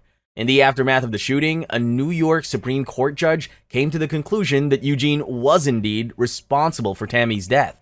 As a result, the judge awarded her kids $2.15 million, which was basically the total value of Eugene's estate. Eugene Palmer was added to the FBI's 10 Most Wanted list in May 2019, with a $100,000 reward for information leading to his capture. About 2 years after Eugene was added to the list, the FBI got a tip about his whereabouts.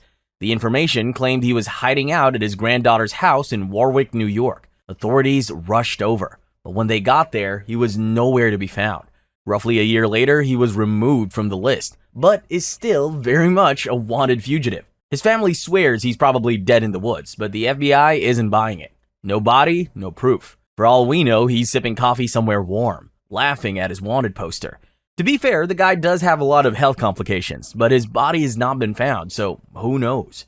Rafael Caro Quintero. The US and Mexican governments might not see eye to eye on things like immigration laws and border patrol arrangements.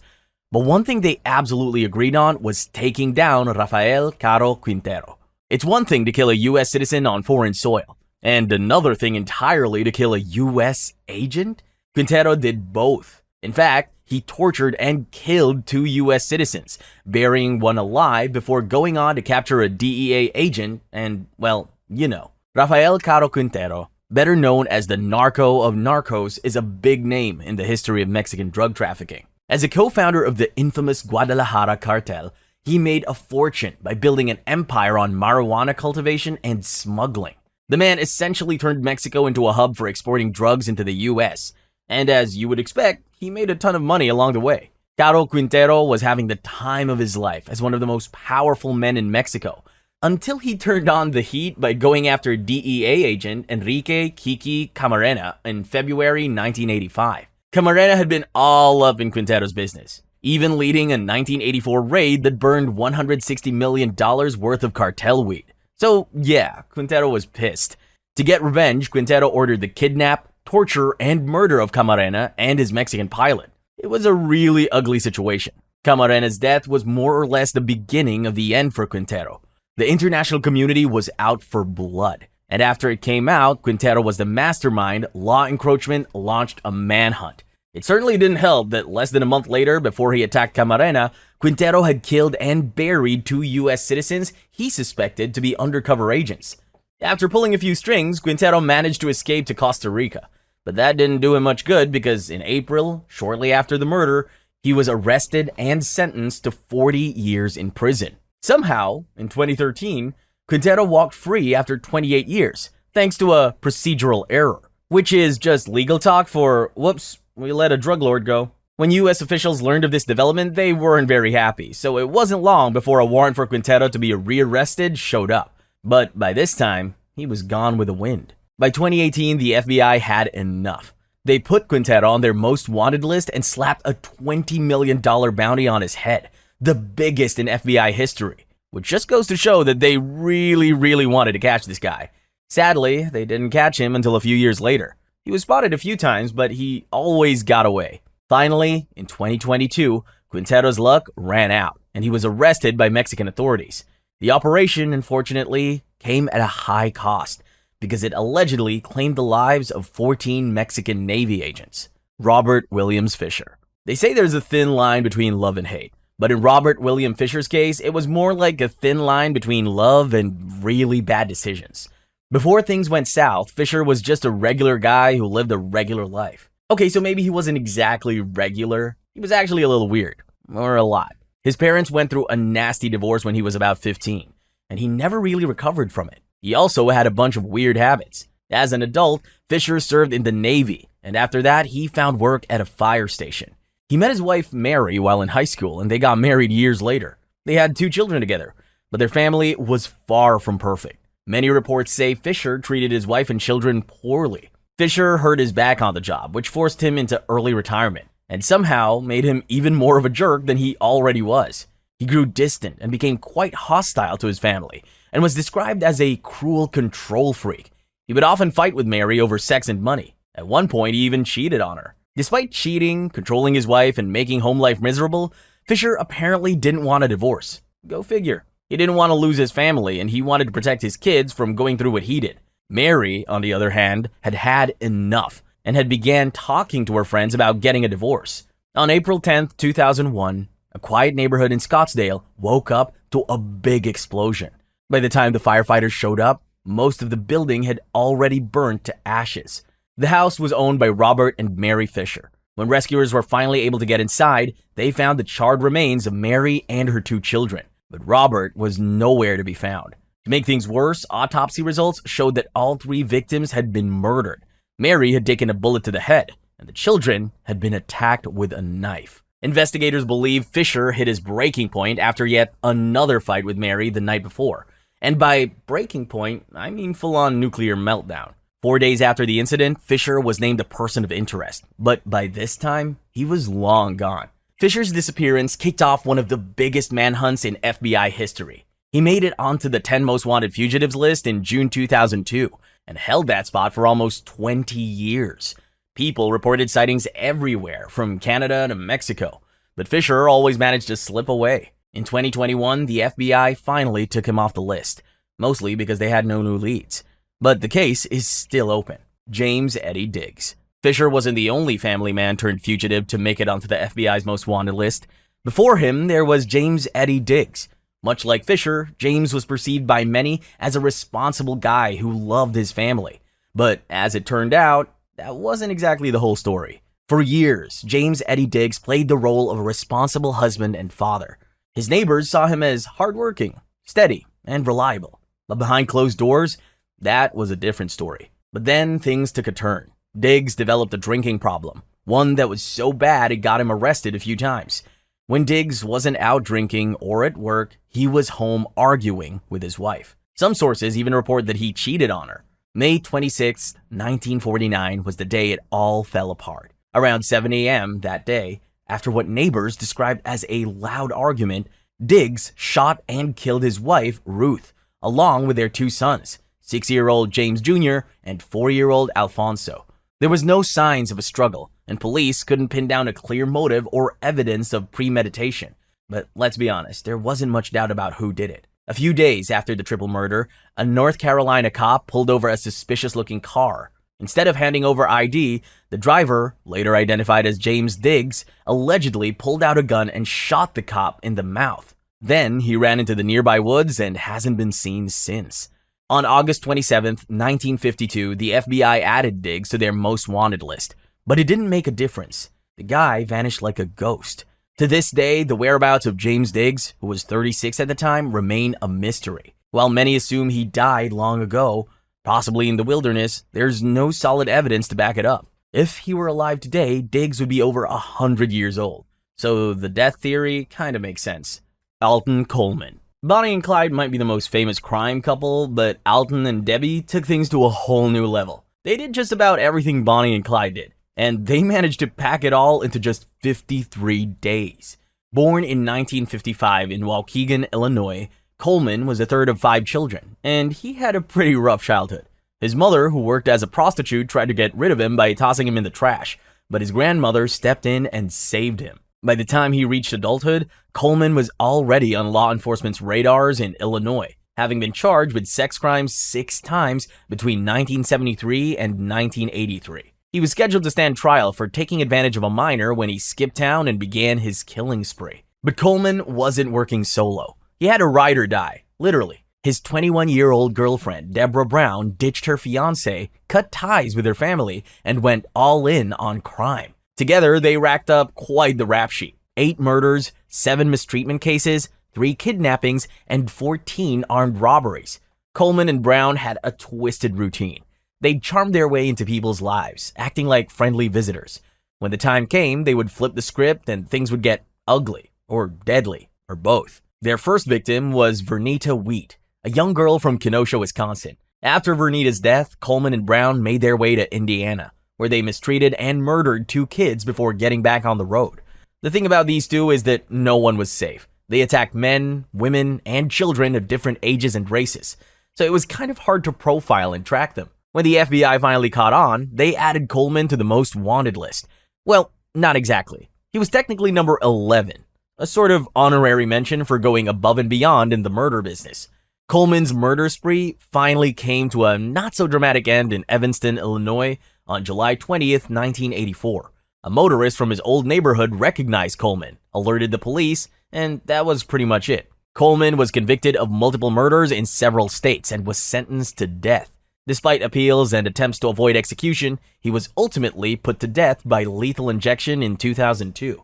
Brown, who was also convicted of murder, received a death sentence, but it was later commuted to life imprisonment. Some people believe she had a disability and was manipulated by Alton to join in the murder spree. Her clear criminal record also contributed to her sentence being commuted. Eric Rudolph. We all have our issues with the government. Taxes, student loans, or random animal rights debates. For Eric, though, it was all about global socialism and abortion on demand, which he was convinced the US government was promoting. Most people with political grievances write angry tweets or protest outside government buildings. But Eric, he went with pipe bombs. During the 1996 Summer Olympics in Atlanta, 3 pipe bombs went off at Centennial Olympic Park. 2 people lost their lives, and 111 others were injured, turning what should have been a festive event into a nightmare. The mastermind behind the bombing was, of course, none other than Eric Rudolph, who was in his late 20s at the time. The bombing earned Eric the label of domestic terrorist, although no one knew it was him at the time. At first, investigators working on the Olympic bombing case got it completely wrong. They set their sights on a security guard named Richard Jewell, who had actually helped save lives by clearing pedestrians from the area. The media ran with the idea and started speculating that Jewell planted the bomb to make himself look like a hero. Since the police weren't onto him just yet, Eric continued planting bombs in places he decided he didn't like. He carried out at least 3 additional bombings over the following year and a half. The last of the 3 bombings was at an abortion clinic. Jermaine Hughes, a pre-med student, and another bystander identified as Jeff Tickle witnessed the incident, and they noticed that something about Rudolph seemed off. They took note of his appearance and noted his license plates, and they were all too happy to share the information with the police. When he realized the cops were closing in, Rudolph bolted straight into the Appalachian wilderness. In May 1998, he was added to the FBI's 10 most wanted list, but apparently he was a professional camper because he managed to stay off the grid for almost 5 years. In that time, he survived by eating some really questionable stuff, rummaging in dumpsters and stealing grain. Rudolph's luck ran out in May 2003, when rookie cop Jeff Postel spotted him rummaging through a trash can during a late-night patrol in Murphy, North Carolina. Postel put 2 and 2 together, realized this wasn't just your average dumpster diver, and decided to bring him in. That decision ended the years-long manhunt. In 2005, Rudolph avoided the death penalty by taking a plea deal. He pled guilty to all the charges against him and agreed to cooperate with investigators. He eventually received 4 life sentences on July 18, 2005, and now he's behind bars.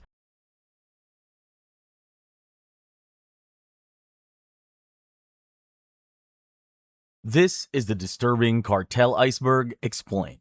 Tier 1. The Guadalajara Cartel. It's April 1989 in Guadalajara, and police are bursting down the door of a house in a quiet neighborhood. Inside, they find a man with his family. Seconds later, they grab him, drag him into the street, and start ransacking the house. They don't seem to care that his kids are watching. The man being dragged out of the house is Miguel Angel Felix Gallardo, and up until that moment, he controlled nearly every major drug trafficking route in Mexico. You might have heard the name Felix Gallardo. Drug lord, crime boss, all the usual nightmare stuff. What most people don't know is that he actually started out as a cop. He was a federal police officer who worked as a bodyguard for the governor of Sinaloa. The political connections he built during that time became the foundation of everything that came after. By 1980, Felix Gallardo had united Mexico's biggest drug traffickers under one operation. He split the US-Mexico border into sections called plazas, assigned each to a trusted lieutenant, and skimmed a cut from everything moving through. That organization became the Guadalajara Cartel, and at its peak, it was raking in an estimated $5 billion per year. Things ran smoothly until 1985, when his cartel made a mistake no government connection could fix. They kidnapped an undercover DEA agent, Enrique Kiki Camarena, who had been poking around their operations. That murder sparked massive U.S. pressure on the Mexican government. Felix's partners, Rafael Caro Quintero and Ernesto Fonseca Carrillo, were arrested first. Gallardo managed to stay free for 4 more years, leaning on government allies. But by 1989, even they had washed their hands of it. Most people figured the organization would collapse once Felix Gallardo went down, but it didn't. He reportedly gave his lawyer instructions from prison to divide up the border plazas among his former lieutenants. Those factions grew into the cartels that would tear Mexico apart for the next 3 decades. As for Felix himself, he was sentenced to 40 years, and then got another 37 in a 2017 retrial. He's been behind bars since 1989. As of 2026, he's still there. 80 years old, partially paralyzed, blind in one eye, and deaf in one ear. El Chapo and the Sinaloa Cartel. In 2013, the Chicago Crime Commission brought back a title it hadn't used since the 1930s, Public Enemy Number 1. The last person to get it was Al Capone. This time, it went to Joaquin Guzman, a man who, just to be clear, didn't even live in Chicago. He never needed to. His product was already there, sitting comfortably in every corner of the city. El Chapo started out in the mountains of Sinaloa, poor, like most guys who end up in this line of work. He got into the drug trade early and leaned under the Guadalajara cartel. When its boss, Miguel Angel Felix Gallardo, got arrested in 1989, the whole operation got chopped up and handed out to different lieutenants. El Chapo ended with the Pacific Corridor.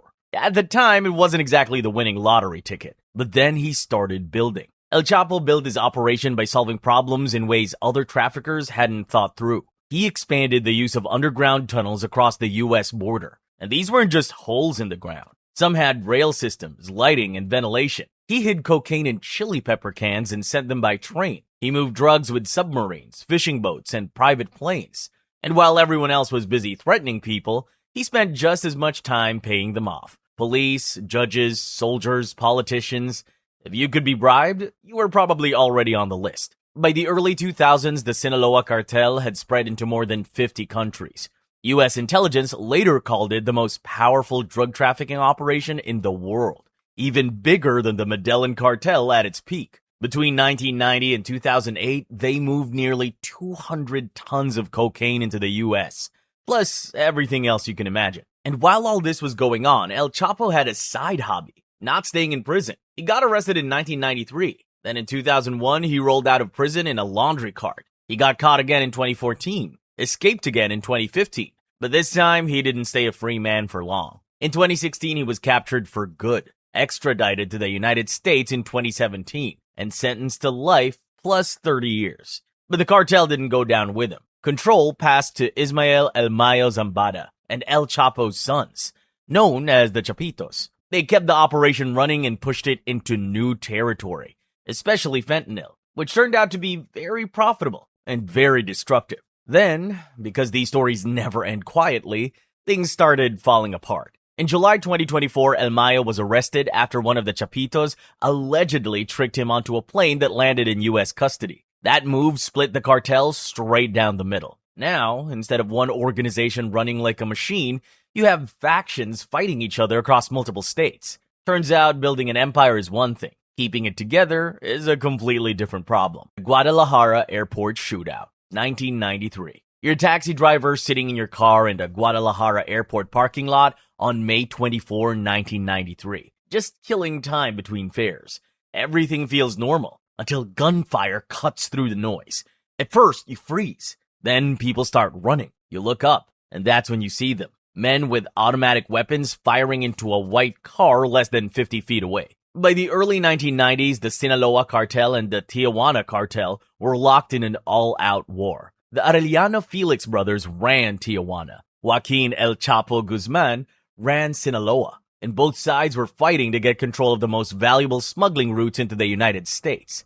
In November 1992, the Sinaloa side sent 40 gunmen to shoot up a Tijuana cartel party in Puerto Vallarta. and killed 9 people. The Arellano Felix brothers barely made it out alive, and after that, revenge was the only thing on their minds. So on May 24, 1993, when word got out that El Chapo would be at Guadalajara airport to catch a flight, the Arellano Felix brothers sent around 15 gunmen to take him out. They showed up armed with automatic weapons, spotted a white Mercury Grand Marquis in the parking lot, the same model El Chapo was known to use, and opened fire. The problem was, the man inside that car wasn't El Chapo. It was Cardinal Juan Jesus Posadas Ocampo, the Archbishop of Guadalajara, and one of the highest-ranking Catholic officials in Mexico.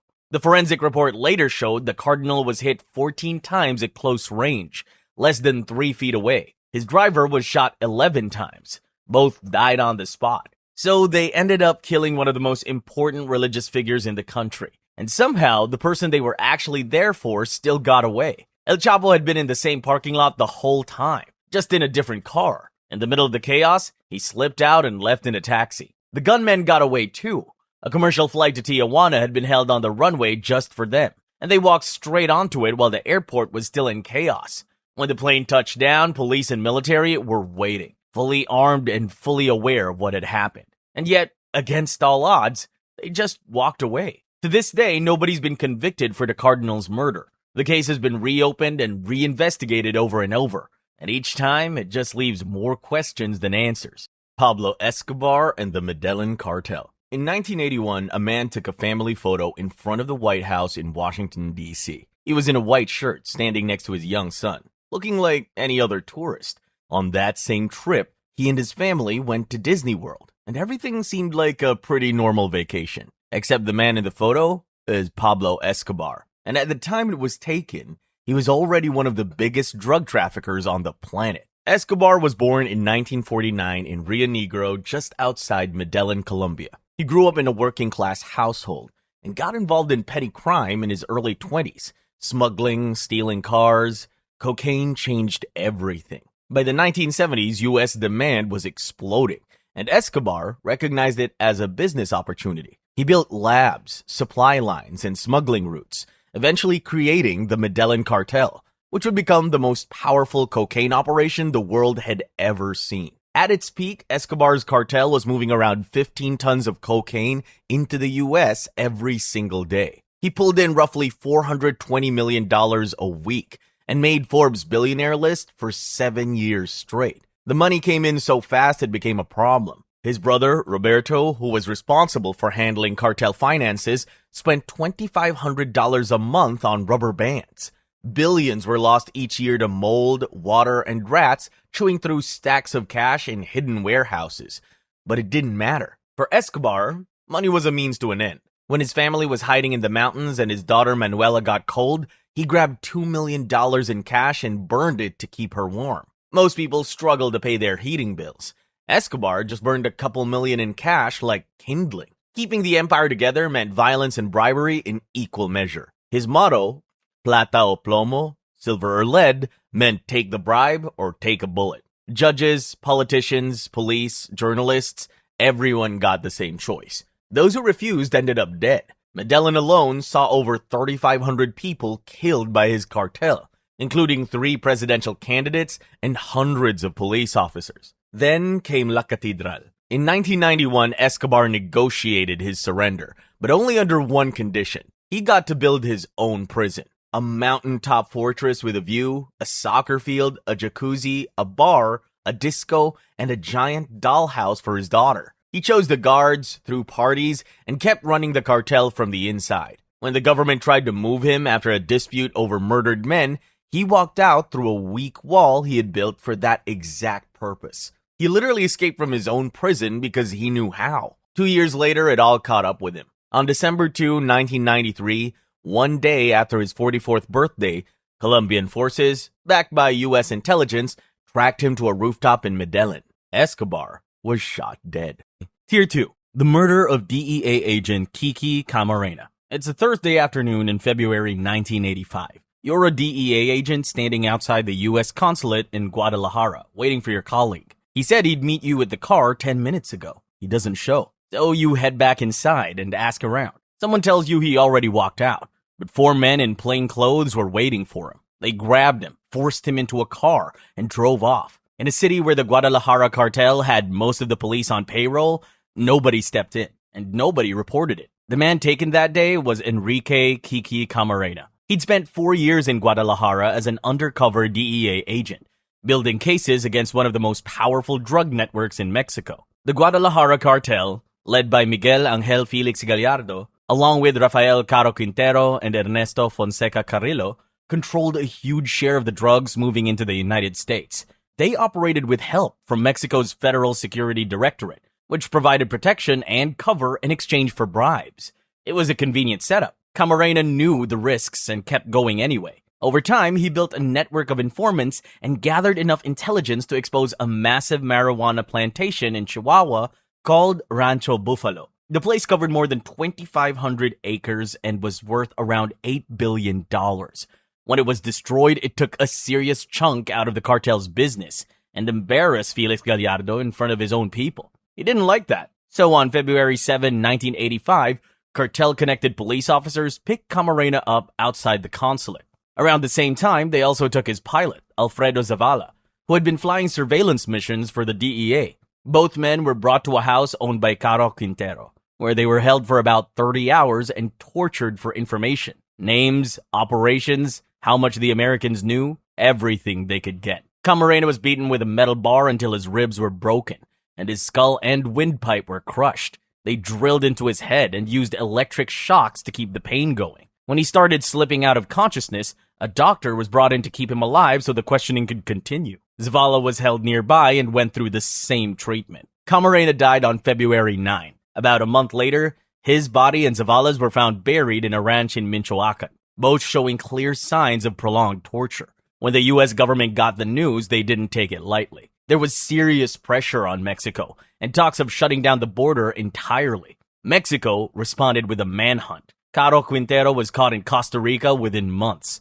along with Fonseca Carrillo. Felix Gallardo managed to stay free a bit longer, but he was arrested in 1989. Cartel recruitment of child soldiers. It's December 2010 at the Cuernavaca airport. A 14-year-old boy is standing in line for a flight to San Diego. He's quiet, alone, looks like any other kid. But when the security officers pull him aside, they quickly realize he isn't just any kid. He's one of the most notorious criminals in Mexico. His name was Edgar Jimenez Lugo, known by the nickname El Ponchis. He was born in San Diego, making him a U.S. citizen. But after his parents separated and his grandmother died, he ended up living on his own near Cuernavaca with no school, no income, and nobody watching over him. That made him exactly the kind of person a cartel recruiter could walk up to without anyone asking questions. The South Pacific cartel got to him when he was 11. They gave him a job, money, and something that felt like a family. And in return, he did whatever they asked. By the time he was arrested at that airport, he had confessed to killing 4 people, and authorities had linked him to dozens more deaths in the area. Because Mexican law caps how long a minor can be locked up, regardless of what they've done, the maximum sentence the court could hand him was 3 years. He served it, got deported to Texas, and was walking around free at 17. Edgar's case made international headlines, but he wasn't even close to being the only one. Around the same time, 2 American teenagers from Laredo, Texas, named Rosalia Retta and Gabriel Cardona, were working as contract killers for Los Zetas just across the border. Retta was recruited at 13 after being taken to a ranch where Z40, one of the most feared Zetas leaders, put a gun in his hand and told him to shoot a man who was tied up on the ground. Over the next 4 years, he says he killed over 30 people, earning up to $50,000 per hit. Cardona joined at 16 and became one of the Zetas' go-to assassins for high-priority targets. He tattooed eyeballs on his eyelids, so he'd look awake even when he was sleeping, which tells you everything you need to know about the kind of world these kids were living in. Both of them are now serving life sentences in Texas. Cartels have been pulling children into their operations for decades, and they do it because the system practically rewards it. Kids as young as 9 get brought in as lookouts, watching corners and reporting back to handlers. By 12, they're guarding safe houses. By 16, they're kidnapping, extorting, and killing. The U.S. Bureau of International Labor Affairs estimated that around 30,000 children were actively working for cartels in Mexico, with another 200,000 at risk of being recruited. The ones who survive long enough to get arrested usually receive sentences that wouldn't even cover the number of people they've killed. The ones who don't survive just get replaced. Sadly, the cartels never run out of recruits, because Mexico is yet to run out of kids with nothing to lose. The Culiacanazas. You're stuck in traffic in Culiacan on October 17, 2019. Everything feels normal, until gunfire shatters the peace. Within minutes, pickup trucks full of armed men are rolling through the streets, and burning vehicles are blocking the roads in every direction. What triggered all of this was a single arrest. That afternoon, a convoy of 35 soldiers and police officers rolled into a house in Culiacan's Tres Rios neighborhood, looking for one man, Ovidio Guzman Lopez, one of El Chapo's sons and a major U.S. target. By around 3 o'clock p.m., they had him. That should have been the end of it, but it wasn't. Within minutes, roughly 700 cartel gunmen flooded the city. They stole over 50 vehicles off the streets, set them on fire, and used them as roadblocks to cut off any military reinforcements from entering the city. Snipers took up positions on rooftops, while armed men in tactical gear moved through the streets, pointing rifles at anyone who got too close. And that was just one part of what was happening. Across town, cartel gunmen stormed a military housing complex called 21 de Marzo, where soldiers' wives and children lived. They burst into 4 apartments, fired into the air, and threw in 2 hand grenades. One soldier was taken hostage in front of his children, and 8 soldiers were captured in total. The message was simple: give Ovidio back, or the hostages and their families would die. In the end, the Mexican government gave in. President Andres Manuel Lopez Obrador made the call to release Ovidio, later telling the press, "You can't fight fire with fire." It took 3 more years, but authorities came back for him. On January 5, 2023, Ovidio was arrested again. This time, the authorities came with military helicopters, armored vehicles, and enough firepower to make it clear they weren't leaving empty-handed. The cartel responded the same way as before, storming the streets, burning vehicles, and blocking roads. They even attacked Culiacan's airport, where a stray bullet hit an Aeromexico plane sitting on the runway. 30 people were killed, including 10 military personnel. This time, though, the government didn't budge. Ovidio was eventually transferred to the United States to stand trial, where he pleaded guilty to drug trafficking charges in July 2025. He's currently cooperating with federal prosecutors and is awaiting sentencing. Tier 3. El Pirata de Culiacan. You're in a crowded bar in Zapopan, Mexico. Music's blasting, drinks are flowing, and everybody is filming something for social media. Then a black truck pulls up outside. A few men step out with long guns, walk straight through the entrance, and head directly toward one table. Moments later, they open fire. The person they're there for is a 17-year-old influencer. His name is Juan Luis Lagunas Rosales, but the internet knew him as El Pirata de Culiacan. And a year before that night, he was just a kid washing cars on the street. He was born in April 2000 in Navolato, Sinaloa. His father left before he was born, and his mother handed him over to his grandmother. By 15, he had dropped out of school and moved to Culiacan to get by however he could. That mostly meant washing cars and hanging around people who didn't mind handing a teenager alcohol. That's where the videos started. He filmed himself drinking at parties, chugging bottles, slurring his words, and falling over while everyone around him laughed and kept recording. One video blew up, then another. And suddenly, this kid with a drawn-on beard and zero filter had over 1 million followers on Facebook and hundreds of thousands on Instagram. The attention brought new opportunities, and also new people. Music groups that glorified cartel culture started putting him in their videos. Club owners paid him to show up and drink on camera. His social media filled up with photos of guns, luxury cars, and women that weren't his but looked good enough online. He leaned into it, kept the fake beard, added more tattoos,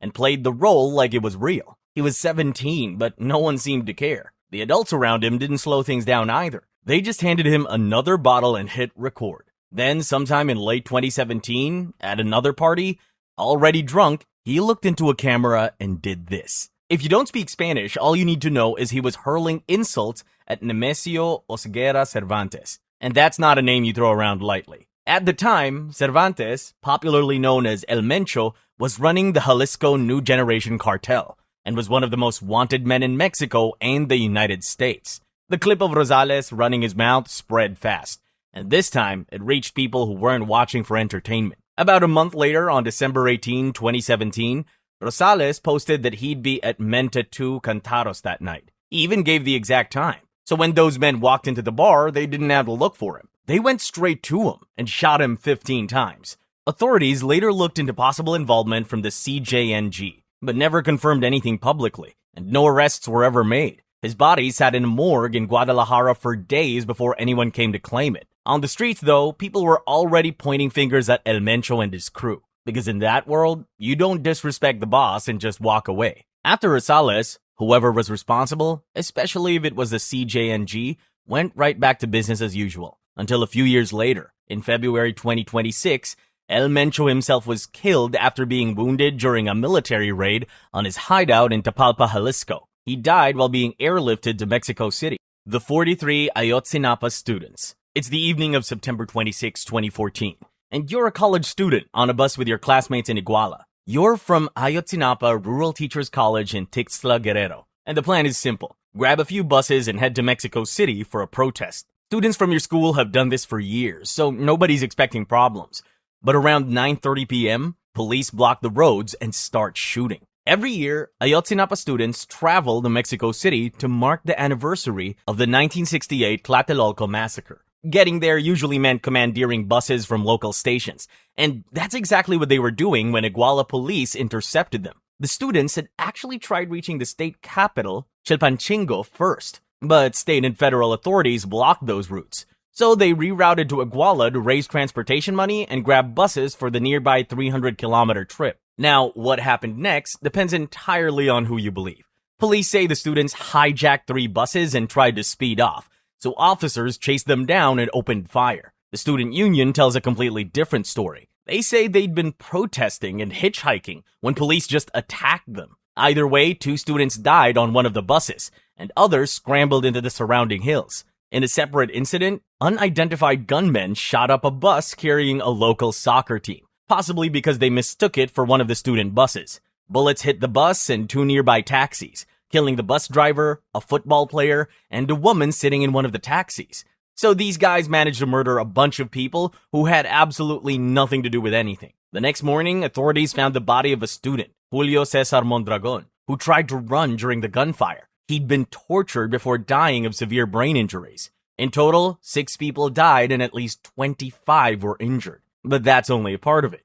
During the chaos, dozens of students were abducted. Witnesses say police forced them into patrol vehicles and drove them away. After that night, they were never seen again. The government's initial story, presented by Attorney General Jesus Murillo Caram, claimed that the police handed the students over to a local drug gang called Guerreros Unidos. According to him, the gang killed them, burned their bodies at a garbage dump in the nearby town of Cocula, and tossed the ashes into a river. But forensic experts examined the site and said the evidence didn't support that theory at all. An independent panel of investigators later concluded that Mexican security forces at the local, state, and federal levels had all worked together to make the students disappear. They believed the students had unknowingly grabbed the bus that Guerreros Unidos was using to smuggle heroin to Chicago. One of the 5 buses involved that night was left out of the official investigation, and the panel believed it may have been carrying hidden drugs or cash. The mayor of Iguala, Jose Luis Abarca, whose wife had direct ties to Guerreros Unidos, reportedly ordered the police to stop the students, and they did. The couple fled the city after the incident, and were found hiding in a house in Mexico City about 6 weeks later. Abarca was eventually cleared of any involvement in the student's disappearance in 2022 due to insufficient evidence. But he's now in a maximum security prison, serving 112 years for kidnapping and murder in separate cases. Over a decade later, only 3 of the 43 students have ever been identified, through tiny bone fragments. The other 40 are still missing. The Uruapan nightclub statement. It's September 2006 in Uruapan, Mexico. The nightclub Sol y Sombra is packed with partygoers when a group of masked men suddenly burst through the doors. They fire shots into the air and order everyone to the ground. For a second, it looks like a robbery, but it isn't. It's something far worse. To understand what happened next, you have to go back a few years. In the early 2000s, a group called Los Zetas, the military-trained enforcers of the Gulf Cartel, were expanding across Michoacan. They shook down farmers and businesses, kidnapped civilians for ransom, and turned the state into their own personal playground. Eventually, some local traffickers decided they'd had enough. They had originally trained alongside the Zetas and worked under their structure, but the relationship had gone sour. These men formed their own group under a man named Nazario Moreno Gonzalez. Moreno even wrote a spiritual handbook for his followers, blending evangelical Christianity with drug trafficking. They called themselves La Familia Michoacana, and their goal was simple: kick the Zetas out of their state. By September 2006, they were ready to make a statement. The day before the nightclub attack, La Familia kidnapped 5 men from a local mechanic's shop. These men were suspected of having ties to rival operations. According to investigators, they were tied up while still conscious, decapitated with large knives, and their heads were bagged, saved for what came next. Inside the nightclub, after the gunmen forced everyone to the ground, they rolled the severed heads across the dance floor. A handwritten note was left nearby, and it read, "The family doesn't kill for money. It doesn't kill women. It doesn't kill innocent people. Only those who deserve to die, die. Know that this is divine justice." Just like that, La Familia Michoacana, a cartel that hardly anyone outside Michoacan has heard of, announced itself to the country. And the message wasn't just for the Zetas. It was for every cartel, every cop, every government official in the region. Michoacan was theirs now, and anyone who disagreed was invited to test that. The 2019 Uruapan Bridge Display. It's August 8th, 2019, just after 5:30 a.m., and you're driving through Uruapan, half awake, heading to work, when you see something hanging from the overpass ahead. At first, your brain struggles to make sense of what's in front of you. Then it clicks. There are 9 dead bodies, strung up above the road. Some are bound, others are half naked, and there's a banner beside them telling everyone to carry on like this is normal. The message was signed by the Jalisco New Generation Cartel, or CJNG, one of the most aggressive criminal groups in Mexico. They had formed around 2010 after breaking away from the Sinaloa cartel, and over the next decade, they expanded fast. By 2019, CJNG was running operations across multiple states and in more than 40 countries. What happened at Uruapan was their way of making it clear that Michoacan was next. And they didn't stop at the overpass. Within minutes, officers found 7 more bodies under a nearby pedestrian bridge, 6 men and 1 woman. Then, further down the same boulevard, 3 more bodies were discovered, cut apart and scattered across the street. In total, there were 19 victims, and all of them had been shot before their bodies were arranged across the city. The banner left by CJNG named specific rivals from a group called Los Viagras, a gang affiliated with La Familia Michoacana, and warned that anyone who helped them would end up the same way. But here's the thing. When authorities started identifying the victims, they realized they weren't cartel soldiers or drug traffickers at all. Among the 19 dead were a law intern, a waiter, a locksmith, and a housewife. Just regular people whose only apparent crime was being in the wrong place at the wrong time. The next day, 14 people were arrested in Silao, including 2 minors in connection with the massacre. Tier 4, the San Fernando Massacre. It's August 2010, and you're one of dozens of undocumented migrants packed into a bus heading north through Mexico, about 100 miles from the U.S. border. As you and the group settle in for another stretch of the journey, 3 trucks surround your vehicle, and about 8 heavily armed men step out. Within minutes, you're all blindfolded, forced into the back of a truck, and driven to a ranch in the middle of nowhere. The ranch is in San Fernando, Tamaulipas, deep in Los Zetas territory. The cartel has a routine: intercept migrants, rob them, hold them for ransom, or force them to work as drug runners or foot soldiers. That night, 58 men and 14 women, mostly from Central and South America, all just trying to reach the U.S., found themselves at the mercy of the Zetas. First, the cartel demanded ransom, but nobody could pay. Then they were ordered to haul drugs and kill rivals. They refused. So the Zetas lined them up against the wall, one by one, put them on their knees, and shot them in the back of the head. Then their bodies were piled on top of each other and left in the warehouse. But one of the victims survived, an 18-year-old from Ecuador named Luis Freddy Lala Pomavilla. He was shot in the neck, but the bullet didn't kill him. He lay still, pretending to be dead, and waited until the gunmen left the warehouse. With a gunshot wound in the neck, he managed to walk for miles through the countryside until he reached a military checkpoint, where he told Mexican Marines what had happened. The Marines sent helicopters to the ranch, and once the area was secured, they entered the warehouse and found 72 bodies, some still slumped in the chairs where they'd been shot. After the massacre, the lead investigator assigned to the case, a state prosecutor named Roberto Juarez Vasquez, disappeared just one day after the bodies were discovered. His body was later found in a field about 30 miles from San Fernando, alongside the body of a local police chief who had also been working the case. Apparently, investigating a cartel massacre in Tamaulipas was just as dangerous as being caught in one. The man eventually identified as the main orchestrator of the killings, Edgar Huerta Montiel, was a former soldier who had deserted the Mexican army to join Los Zetas. After his capture in 2011, he confessed to personally killing 10 of the migrants and admitted that more than 600 bodies were buried in mass graves near San Fernando. Casino Royale Monterrey attack. It's a Thursday afternoon in August 2011 in Monterrey, one of Mexico's largest and wealthiest cities. You're inside a casino called Casino Royale, playing the tables alongside about 80 other people. Suddenly, 4 vehicles pull up outside, and a group of armed men with covered faces burst through the front entrance. They fire shots, scream at everyone to get out, and start splashing gasoline across the floor. Before most people can even process what's happening, the building is on fire. Monterrey had been a symbol of Mexico's economic progress for years, a city known for business, industry, and wealth rather than cartel violence. But that changed around 2010, when the Gulf Cartel and Los Zetas turned on each other. The Gulf Cartel had controlled drug trafficking in northeastern Mexico for decades, and Los Zetas, who were originally formed by deserters from Mexico's elite military special forces, had served as their enforcement arm. After the Gulf Cartel's leader, Ociel Cardenas Guillen, was arrested and sent to the U.S., the Zetas quickly became more powerful than the organization they were supposed to protect.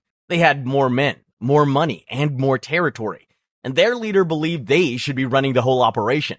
The Gulf Cartel tried to rein them in, but by early 2010, the Zetas had broken off completely. From that point on, both sides waged war over smuggling routes and territory across northeastern Mexico, and Monterrey ended up right in the crossfire. By 2011, the city was seeing public shootings, bodies left on bridges, and attacks on bars and nightclubs. The Casino Royale wasn't even the first casino to be hit. 2 others owned by Grupo Royal had already been attacked earlier that year. Nobody died in those incidents, and the casinos stayed open. Investigators later revealed that the attacks were part of an extortion campaign. The Zetas were forcing businesses to pay for protection and burning down the ones that refused. The attack on August 25th was different from the first 2.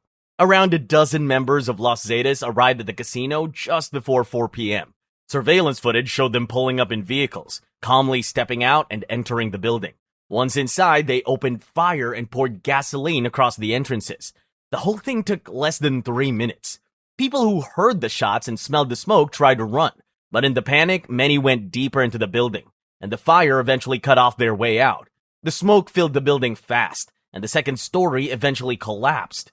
And by the time emergency crews broke through the walls to reach the people trapped inside, 52 people were dead. The majority of them were women, and 1 was pregnant. In the days that followed, police managed to track down and arrest 19 people connected to the attack. Several of them confessed that the whole thing was supposed to be an intimidation job, just a scare tactic to get the casino owners to pay up. But things got out of hand. President Calderon declared 3 days of national mourning, called it an act of terrorism, and sent 3,000 soldiers and federal police into Monterrey. The government cracked down hard on the Zetas in the months that followed. Several of the people directly involved in the attack were arrested or killed, including the alleged third-in-command who ordered the Casino Royale attack, the Apodaca prison massacre. It's just after 1 a.m. on a Sunday in February 2012, and you're an inmate at Apodaca prison, about 30 kilometers north of Monterrey. You're asleep in cell block D with roughly 750 other prisoners, most of them Gulf Cartel members, when suddenly the doors swing open. Men rush in, armed with knives, sharpened metal, and pipes. This was the nightmare that dozens of Gulf Cartel inmates faced on February 19, 2012. Apodaca was built for roughly 1,500 inmates, but by the time of this incident, it was crammed with roughly 3,000. Like most Mexican state prisons, it was overcrowded, underfunded, and essentially run by the inmates themselves. Each cell block was basically cartel territory. Rival factions were supposed to be kept apart, but that rarely worked. Guards were bribed, threatened, or both, and the cartels ran the prison just like they ran the streets outside. Inside Apodaca, the main players were Los Zetas and the Gulf Cartel. They were at war, and being trapped in the same building only made things worse. In the early hours of February 19, the Zetas made their move. Surveillance footage later showed 2 inmates using keys to unlock doors between cell blocks, keys they could only have gotten from the guards. Once the doors were open, Zetas poured from cell block C into cell block D. where Gulf Cartel members were sleeping and attacked with shanks, pipes, and anything else they could grab. No firearms were used. It was all brutal, close-range violence executed quickly and as quietly as possible. Meanwhile, Zetas who didn't join the attack covered security cameras and set mattresses on fire to create chaos. While all of this was happening, another group of about 30 Zetas, led by a man named Oscar Manuel Bernal, made their way to one of the prison's guard towers. And from there, they lowered themselves to the ground, where vehicles were waiting outside to pick them up. No walls were breached. No armed group stormed in from the outside. Yet about 30 prisoners managed to walk free. According to investigators, the prison director and security chief helped coordinate the whole thing.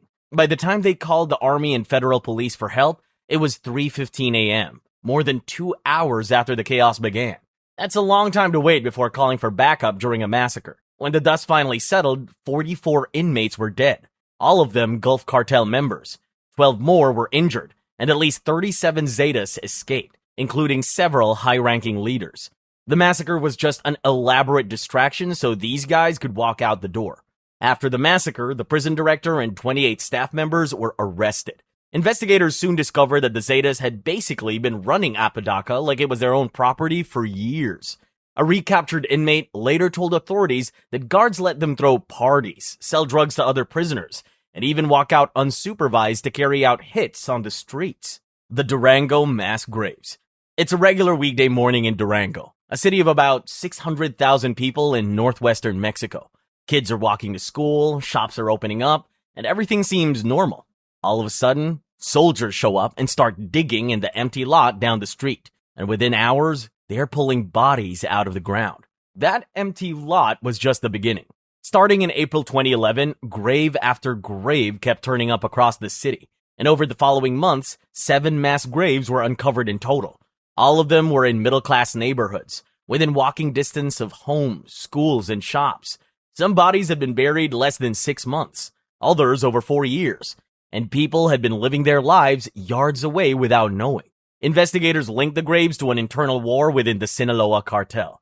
A subgroup called the M's, loyal to El Chapo, was fighting 2 breakaway factions, the Canelos and the Cabreras, over control of Durango's smuggling routes. The Sinaloa cartel had always been seen as the most organized and stable of Mexico's criminal groups, but what was happening underneath Durango's streets told a very different story. The breakaway factions were killing rivals and burying them wherever they could find space.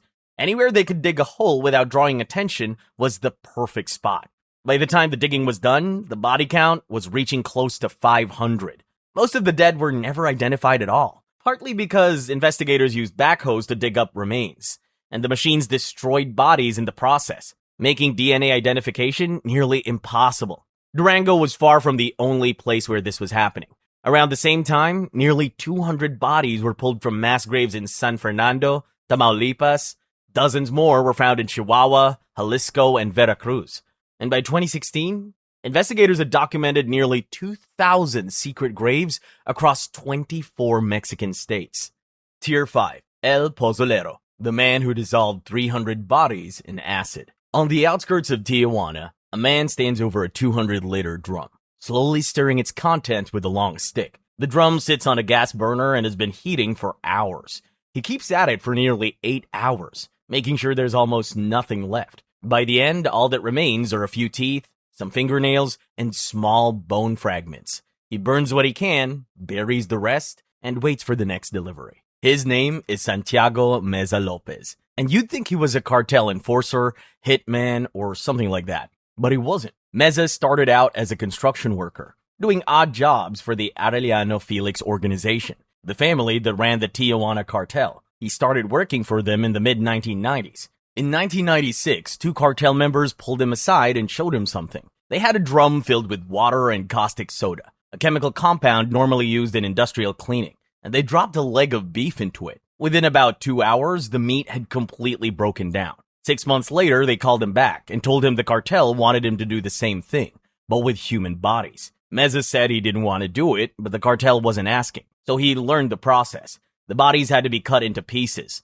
lowered into the drum with the same mixture of water and caustic soda, and heated on a gas burner for hours until almost nothing was left. Over the next 13 years, Meza walked across at least 10 different locations in and around Tijuana, helping the cartel dissolve human bodies. One of the most frequently used sites was a rural property outside the city that became known as the Chicken Coop, where he estimated that around 70 bodies were processed during his time there. By the time Meza was arrested in January 2009, he confessed to dissolving at least 300 corpses, which is horrifying enough. But Unidos por los Desaparecidos de Baja California, an organization representing families of missing people, has since recovered roughly 16,500 liters of organic matter from the sites where he worked. That number suggests the real toll could easily exceed 1,000 victims. The people whose bodies he dissolved were mostly cartel rivals and kidnap victims taken by the Arellano Felix and Sinaloa organizations.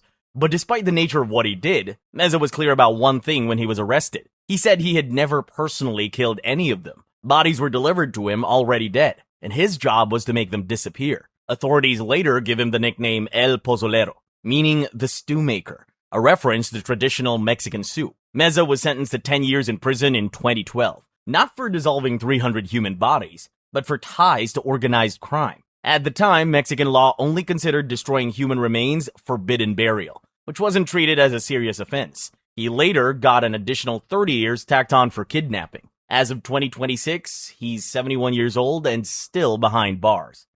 Z40's Guiso method. Imagine you get a phone call telling you to come to a meeting. You don't really have a choice because the person on the other end of the line is one of the most powerful men in Mexico. And ignoring him isn't something people get to do twice. When you arrive, there's no meeting. Just armed men, a 55-gallon oil drum, and a can of gasoline. That's what it was like to cross paths with Miguel Ángel Treviño Morales, better known as Z40, the man who turned Los Zetas from a feared cartel into something far more horrific. Treviño Morales didn't come from the military, like most of the original Zetas.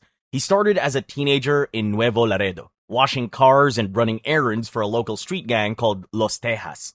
From there, he moved into small-time smuggling, and his fluent English and knowledge of both sides of the US-Mexico border made him useful. The Gulf Cartel hired him in the late 1990s, and when they created Los Zetas as their enforcement arm, Treviño became one of their most effective operators despite having no military training at all. By 2005, he'd been given control of the Nuevo Laredo drug territory, one of the most valuable smuggling corridors in all of Mexico. And when the Zetas split from the Gulf Cartel in 2010, Treviño had already been named their national commander, meaning every operation the Zetas ran across Mexico went through him. Eventually, after the Zetas' original leader, Heriberto Lazcano, was killed by Mexican Marines in October 2012, Treviño took over the entire organization. As Treviño Morales rose through the ranks, he needed ways to keep rivals, informants, and anyone thinking of stepping out of line under control. Los Zetas already had a reputation for extreme violence, but even by their standards, he stood out.